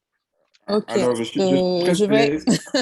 Ok, je- allez-y, ouais. Laetitia, je vous laisse Ok. appeler. En fait, concernant Spatia, Spatia, c'est la plateforme du gouvernement. Euh, il y a la possibilité de faire des signalements de manière anonyme, en fait, sur Spatia. Donc, vous n'êtes pas obligé, si vous pensez que vous ne voulez pas le faire sur le numéro vert, vous pouvez faire directement sur l'application. Et c'est anonyme, vous avez un numéro et en fonction avec le numéro, vous pouvez suivre l'étape de votre, euh, de votre dossier. Et aussi, en train de le dire aussi, effectivement, il faut pouvoir protéger les lanceurs d'alerte. Et nous, on est en train de travailler dessus, en fait. Donc, ce qui fait que quand le test de loi sera sorti, tout un chacun sera beaucoup plus à l'aise pour dénoncer les actes de signaler les actes de corruption. Mais il faut savoir qu'on ne parle pas de délation ici. On parle vraiment de signalement des actes de corruption et des actes d'infraction assimilés. Et comme je le dis, je le répète, Spatia est là, en fait, de manière anonyme. Donc, tout un chacun peut le faire de manière à être à l'aise à le faire, en fait. Il n'y aura pas de représailles puisqu'on ne sait pas qui est derrière, en fait, derrière le signalement. C'est ce que je voulais ajouter, donc je laisse Cédric compléter. D'accord. Merci beaucoup, Laetitia. Alors, sur la question de la dénonciation, enfin de la protection des dénonciateurs, j'aimerais dire que la loi existe. Alors, c'est la loi numéro 2018-570 de 2018. Donc, vous allez même sur le site de la HABG, vous allez avoir la loi. Donc, le travail qui reste à faire peut-être là maintenant, ce sont les décrets d'application et les dispositions réglementaires. La difficulté, on a fait une petite étude sur la question. La difficulté, en fait, c'est que, je prends un exemple aussi, les plateformes de dénonciation sont multiples. On a Spatia, on a la HABG également qui a sa ligne de signalement, qui est aussi anonyme. On a les conseils de discipline dans les différents ministères, on a les inspections, on a la CENTIF également qui a une ligne de signalement. On a l'autorité de régulation des marchés publics qui a également sa plateforme de signalement. Donc, je veux simplement dire que ce n'est pas la plateforme qui est le problème. Le problème, c'est ce qu'on appelle, en termes de théorie de changement, l'indécision. Comment faire pour que le citoyen, de sa partie, je suis indécis, je ne sais pas trop, je décide de signaler. Et en ce moment-là, il y a un gros travail de communication à faire. Alors, je vais peut-être vendre un peu la mèche. Le gouvernement est en train de travailler sur un centre d'information virtuel et anonyme. Alors, l'exemple que je peux donner, par exemple, c'est quand quelqu'un décide de faire un test de dépistage, mais il va aller dans un hôpital parce qu'il a peur éventuellement que le médecin le voit, quelqu'un d'autre le voit. Donc, dans ce cas de figure-là, par exemple, il faudrait trouver un système de telle sorte que la personne puisse avoir accès à toutes les informations avant même de décider de prendre action. Et justement, ce centre d'information-là permettra de pouvoir expliquer, détailler, sensibiliser le citoyen à partir d'un serveur vocal, à partir d'une plateforme SMS, même en langue locale, sur l'intérêt de faire la dénonciation, sur les droits qu'il a. C'est-à-dire que même si éventuellement il est obligé à un moment donné ou un autre de participer en tant que témoin, quelles dispositions, quelles procédures peuvent être mises en place par le gouvernement pour le protéger? Aux États-Unis, par exemple, on a le changement d'identité, ou encore on vous relocalise dans un endroit. Ces choses-là existent en Côte d'Ivoire, mais je pense que peut-être que le citoyen lambda n'a pas encore accès à l'information. Donc, nous, on est en train de développer ce centre d'information-là qui sera sûrement logé au ministère de la fonction publique, puisque c'est eux qui sont demandeurs, de telle sorte que quand je suis à la fonction publique, que je veux dénoncer quelque chose pour mon supérieur, je puisse le faire, ou bien même quand je suis usager de la fonction publique, d'un service de la fonction publique, pardon, je puisse éventuellement dénoncer ou tirer l'alarme à partir de ce genre d'informations-là qui arriverait à me faire passer de je ne sais pas trop parce que je ne connais pas les lois, je ne connais pas les droits qui me sont assortis en cas de lanceur d'alerte, ou bien encore, ce qui se fait dans les pays développés, c'est que j'estime que l'information est trop sensible, mais je peux la donner à quelqu'un ou un consortium. Quand vous entendez Panama Papers, quand vous entendez Paradise Papers, on n'a jamais cité le nom d'un journaliste. On a toujours dit un consortium de journalistes. Donc, des fois, quand l'affaire est super importante, il ne s'agit pas pour la personne d'aller dénoncer de par elle-même. Il y a des entités qui sont là en place, il y a des noms, il y a des prétendants qui existent pour pouvoir mettre ces affaires-là au grand jour. Donc, c'est toutes ces choses-là qu'on va expliquer aux citoyens. Et nous, vraiment, on l'a fait en début d'année, on a formé les blogueurs sur ces questions-là. Des fois, on entend, il y a, et je le dis même pour répondre sur l'actualité, on entend, il y a un lanceur d'alerte qui est en train de partir au parquet, etc. Laetitia a parlé de délation, mais j'ai envie de dire, si vous voulez lancer une alerte, il faut déjà aller vers les autorités compétentes, c'est-à-dire utiliser la ligne de signalement et ne pas peut-être s'installer directement dans le public, pour dire ouais, c'est moi, je suis la voix des sans-voix, j'ai fait ceci, j'ai fait cela, parce que c'est vraiment quelque chose de sensible, c'est vraiment quelque chose de dangereux. Et il y a toutes les procédures qui sont bien. D'accord. Il y a Mariam, tu avais voulu. En place pour pouvoir garantir. Tu avais voulu. Donc voilà, donc c'est ce que j'avais à dire. D'accord. Mariam, tu avais voulu prendre la parole concernant ce que Cédric, parce qu'il y a un point sur lequel tu n'étais pas d'accord avec Cédric. Je te laisse prendre la parole et après, comme nous sommes presque vers la fin, on fera aussi un peu d'étape pour que chacun puisse avoir un mot de fin. Ok, merci beaucoup. Alors peut-être assez rapidement, je pense que Cédric fait une certaine confusion entre la protection des témoins et dénonciateurs dans le cadre d'une procédure judiciaire et puis la protection des lanceurs d'alerte. Lors du séminaire, quand il y a eu un atelier l'année passée, où le ministère de la Justice, le ministère de la Bonne Gouvernance en Côte d'Ivoire et d'autres acteurs sont venus à la conclusion que la loi actuelle n'est pas assez ou ne s'applique pas au cas concret de lanceur d'alerte dans le cadre de la lutte contre la corruption. Et il a été même convenu de mettre sur la table, en tout cas, des discussions pour pouvoir adapter cette loi-là ou en tout cas pouvoir l'appliquer ou l'étoffer ou même créer une nouvelle loi qui pourrait s'appliquer. Oui, c'est pour ça que je parle d'application.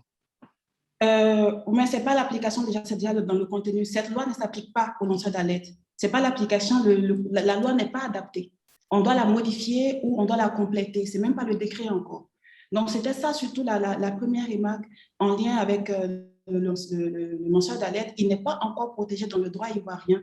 Et ça, les autorités ivoiriennes doivent mettre la main à l'œuvre, à l'ouvrage, et puis qu'ils nous fassent sortir une loi qui protège. Par exemple, Cédric, tu disais tout à l'heure qu'il ne faut pas aller s'étaler, par exemple, dans la presse directement, mais c'est justement une loi qui peut cadrer cela.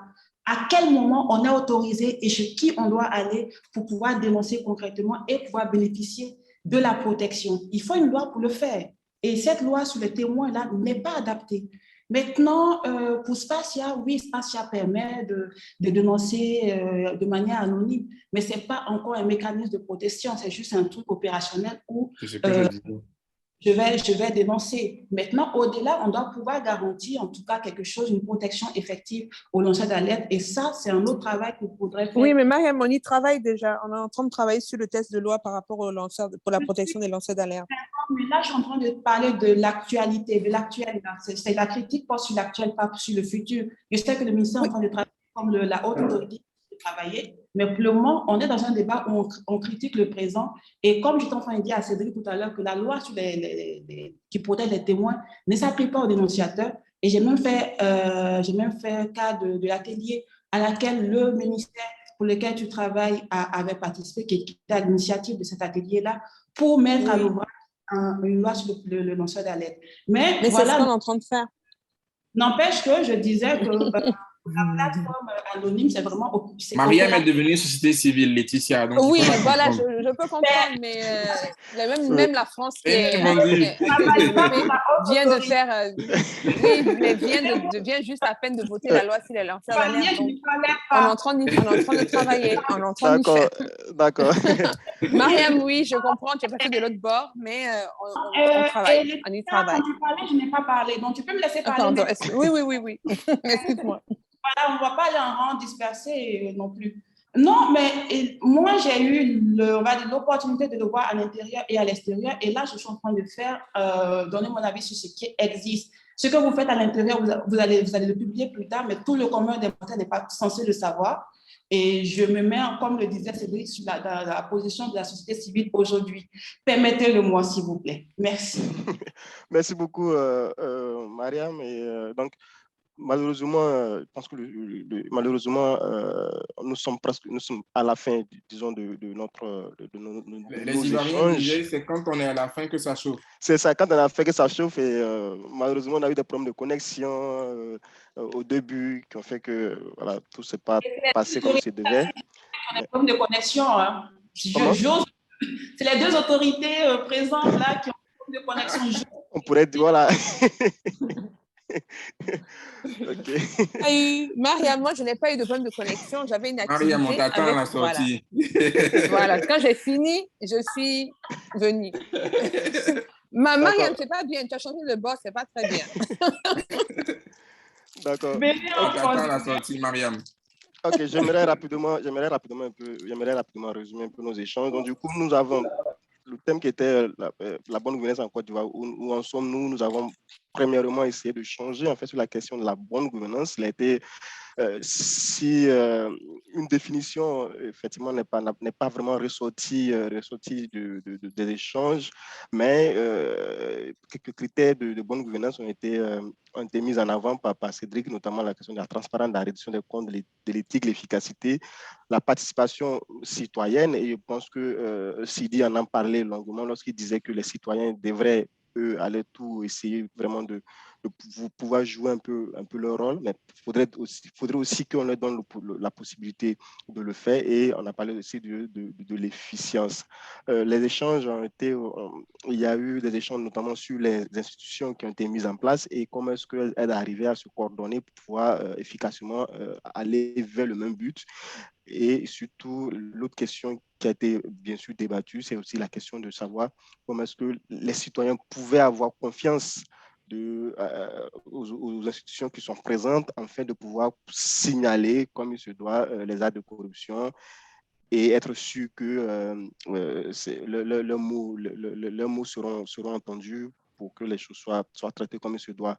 Malheureusement, le temps ne nous a pas permis de peut-être avoir les objectifs à moyen terme de nos institutions-là, c'est-à-dire où est-ce qu'on se projette dans 5 ans en termes de résultats concrets de lutte contre la corruption. À 5 ans, comment est-ce que l'Ivoirien ressentira la chose? Cela peut-être allait nous permettre à ce qu'on revienne dans 5 ans pour essayer de juger si est-ce que les choses ont été bien mises en place ou pas. Je laisserai la parole à chacun à chacun des panélistes pour s'y donner son mot de fin et après, on remerciera un peu tout le monde. Et je commencerai par Mariam, qui a encore la main levée. J'aurais dû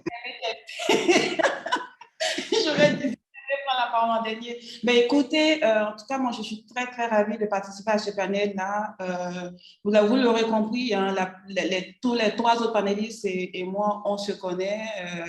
On a eu à collaborer sur différents projets ou professionnels ou personnels, qui fait que, ben voilà, pour revenir sur la question de la lutte contre la corruption ou la bonne gouvernance en Côte d'Ivoire, il faut reconnaître qu'il y a eu pas mal d'avancées. Ça, il serait de mauvaise foi de ne pas le reconnaître. Il y a eu pas mal d'avancées au niveau de ces questions-là. Mais le fait est qu'on en attend beaucoup, on espère beaucoup, ce qui fait que même quand il y a des avancées, on se dit, mais on peut toujours faire encore plus. Donc, je sais que Cédric, par exemple, n'est pas ici au nom de la haute autorité. Laetitia, je ne sais pas, mais je sais qu'à vos niveaux personnels, vous faites au mieux et je vous envoie tous mes encouragements et j'espère que, ben voilà, que la Côte d'Ivoire profitera en tout cas de ces différents efforts-là. Et comme Laetitia et Cédric l'ont mentionné, c'est que les 2 entités travaillent ensemble, en bonne entente. Je suis très ravie de l'entendre parce que l'idée, c'est que chacun puisse trouver sa place et surtout qu'on puisse avoir une lutte efficace, qu'on ne parte pas dans tous les sens. Si le ministère arrive à porter des réformes au niveau légal, au niveau politique, pour pouvoir aider également les opérations de la haute autorité, de la bonne gouvernance, et que ça permet d'améliorer l'efficacité de la lutte contre la corruption, je pense que c'est la Côte d'Ivoire qui est bénéficiaire de... Très bien. Voilà. Donc Merci voilà. beaucoup. Merci beaucoup. Merci beaucoup, Mariam. Sidi, je passerai par Cédric. Ouais, vas-y, Sidi. Ok, ben merci beaucoup pour l'invitation. Ça a été un réel plaisir. Le temps était court. Je vais en tout cas livrer aussi mon mot de fin par rapport à ce que je pense. Je sais qu'il y a beaucoup d'efforts qui sont faits. Félicitations à tous les acteurs qui font ces efforts-là. Mais il faut avoir l'honnêteté. C'est très lent. Aujourd'hui, ce qui est factuel, c'est qu'il y a 1400 milliards qui sont... à Côte d'Ivoire, c'est 1400 milliards. Ce que la corruption coûte, c'est 1400 milliards l'année. C'est le budget du Togo en 2019. Les 1400 milliards qui sont le coût de la corruption. Ce qu'il faut reconnaître, c'est que la Côte d'Ivoire est loin de la moyenne, que ce soit Transparency, que ce soit Mo Ibrahim, etc., en termes de bonne gouvernance et de lutte contre la corruption. Ce qu'il faut reconnaître aussi, c'est que la population ne sent pas les effets de la corruption. Pendant que les indicateurs augmentent, la population pense que la corruption grandit. Et on n'a pas tort de le penser. On n'est pas tous des fous. Il y a des exemples factuels qui permettent de savoir ça. Ce qu'il faut aussi reconnaître, c'est que jusque-là, pour la loi sur la protection des lanceurs d'alerte, je sais que ça fait 16 mois que la loi est en train d'être écrite. 16 mois, ça me paraît beaucoup. Donc, je pense qu'en termes d'efficacité gouvernementale, il y a quelque chose aussi à faire. Je disais aussi qu'il n'y a aucun décret qui a été pris ou une loi qui a été prise depuis presque une année et demie, qui, après les différents audits qui ont été effectués, qui vient donner des obligations de conformité aux sociétés d'État et aux autres administrations publiques. Donc, aucune loi, aucune réforme n'a été prise. Je retiens aussi qu'en termes d'action, les problèmes structurels ne sont pas traités. L'indépendance de l'exécutif, on a des ministres on a des super ministres qui ont beaucoup de fonctions. Donc, qui sont ministres, qui sont maires, qui sont présidents de conseil régional, qui sont députés. Ça leur crée des besoins financiers. À cause de leurs besoins financiers, ça déploie toute une chaîne de corruption. On a des présidents d'institutions qui sont nommés par l'exécutif. L'exécutif a un pouvoir de révocation sur ces mêmes présidents d'institutions. Tant qu'il n'y a pas d'indépendance, ça ne va pas continuer. Ça va continuer. Et puis, je sais aussi qu'on a suivi beaucoup d'opérations, coups de poing qui ont été annoncés avec des résultats. Aujourd'hui, je ne sais pas quelle décision de justice a suivi toutes ces opérations qui ont été annoncées à grande pompe. Donc, en matière de réforme, il faut redoubler d'efforts, il faut faire moins de cosmétiques, il faut régler les vrais problèmes parce que la corruption, ça détruit totalement un pays. Ça détruit totalement un pays, ça détruit les piliers de la solidarité nationale, de l'équité, de la justice et ça même favorise le terrorisme. Et je pense qu'on est au bord de certaines choses. On voit comment la sous-région est en train d'exploser. Et c'est pas loin. C'est des questions de gouvernance, c'est des questions de corruption. C'est tout ça qui rend le pays vulnérable à un certain nombre de menaces. Donc, il faut faire plus. Et puis, voilà, il faut rester à l'écoute de ce que la population pense et dit. Il y a beaucoup de choses à faire. C'est vraiment pas le moment de s'applaudir et puis de dormir sur les lauriers. D'accord, très bien. Merci beaucoup, Sidi, pour ton mot de fin. Mariam a déjà intervenu, désolé. Laetitia. Merci pour l'activité. Dommage que je n'ai pas pu suivre, être là, présente pendant tout le déroulement. Mais quand j'écoute, je viens d'arriver, ok. Mais c'est vrai que quand j'écoute Sidi Yonga, on a l'impression que tout est noir, en fait. Mais tout n'est pas forcément, tout n'est pas noir. Comme disait Marianne tout à l'heure, il y a eu des avancées, peut-être un peu minimes, peut-être qu'il y a tellement de choses qui parasitent un peu ou polluent les avancées. Mais il ne faut pas être défaitiste comme ça. Enfin, moi, je me dis, en tout cas, on va y arriver. Il a parlé de loi il n'y a pas eu d'évolution réglementaire. On y travaille. Enfin, et je sais que bientôt, le décret de mise en conformité pour les entreprises publiques et privées va bientôt sortir et tout. Donc, il ne faut pas qu'on pense qu'on n'y arrive pas. On y arrive. Peut-être que l'administration, c'est un peu lent, peut-être, mais on fait des choses. Et on peut se rendre compte qu'il y a des avancées quand même. On voit dans certains ministères où il y a eu des choses qui ont permis de réduire un peu la corruption, quand on prend le côté des douanes, des impôts et tout ça. C'est peut-être pas aussi rapide qu'on le voudrait, mais il y a des choses qui sont mises en place. Et moi, je me dis, il faut être optimiste, en fait. Effectivement, on a des idées, on est ouvert à prendre les idées, on n'est pas fermé. Et moi, je suis ouverte, en tout cas, s'il y a des idées que vous pensez qu'on peut éventuellement les donner, ben, si dit, moi, je suis là, donc du coup, on peut éventuellement travailler ensemble, ça ne me pose aucun problème. Mais moi, je dis juste qu'il faut être optimiste et que les choses vont venir petit à petit, mais ça va se faire. Si on veut le faire de manière brutale, je pense que même un changement, c'est toujours difficile. Donc, il faut vraiment prendre le temps de le faire et de le faire bien. Il ne faut pas le faire pour le faire, pour dire oui, voilà, mais c'est pas ma vision. Mais moi, je dis juste que je suis optimiste pour le changement. Sinon, je n'aurais pas accepté de monter dans le bateau qui s'appelle le ministère de la promotion de la bonne gouvernance. Et qu'on va y arriver, en fait. On va y arriver et que tous les acteurs peuvent, en fait, participer à l'évolution de notre pays, à réduire aussi le niveau de corruption dans le pays et ça serait bénéfique pour tout le monde. Très bien. Donc, c'est ce que je voulais dire. Merci beaucoup, Laetitia. Je Ah, termine par t'inquiète pas, hein. Cédric. Je suis totalement conscient sur le fait que la situation n'a pas d'autre choix que de changer. Mais on a besoin de tout dans un monde. On a besoin de quelqu'un qui fabrique un avion, on a besoin de quelqu'un qui fabrique un parachute qui est plus optimiste. Donc, voilà, chacun est un peu dans son rôle. D'accord. Merci beaucoup, Sidi. Alors, il me revient de clore la boucle. Moi, j'ai vraiment été très ravi d'être là, d'interagir avec vous. Je ne vais pas peut-être faire la balance entre il y a eu beaucoup de progression et il y a beaucoup de choses à faire parce que je pense que cette analyse-là revient aux citoyens. C'est lui qui est bénéficiaire de tous nos efforts. Quand on se lève le matin et qu'on vient faire 8 heures, des fois 9 heures, 10 heures de travail, c'est lui en fait qui doit analyser, qui doit évaluer et tout. Moi, ce que je peux simplement dire, c'est qu'on fait notre maximum et surtout, et ça, c'est un appel pour tout le monde, c'est qu'on est jeune. Quand je regarde les panélistes, on est tous jeunes et je pense qu'on peut faire beaucoup. On peut travailler main dans la main au-delà des structures institutionnelles.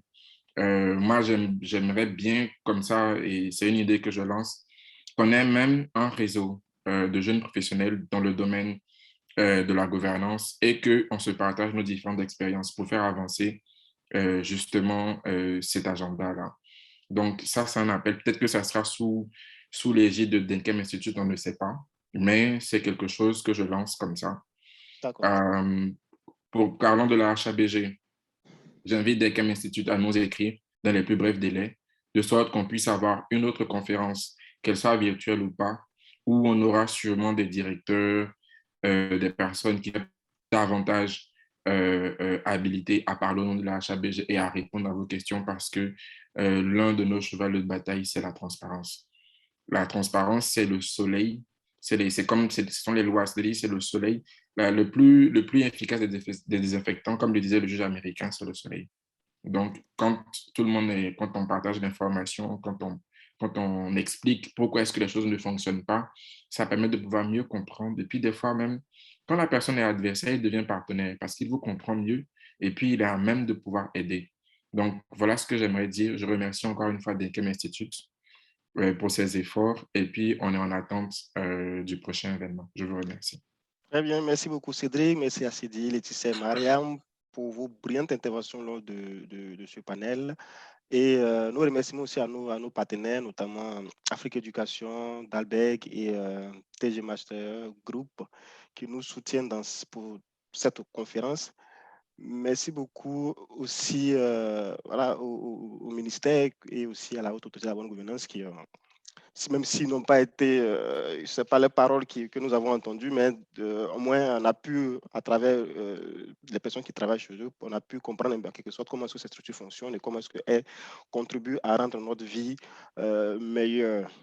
Merci à tous et très bonne soirée. Demain, la conférence Denkem continue demain et on parlera des politiques, de l'évolution des politiques des gens et surtout du système de santé ivoirien. Merci à tous et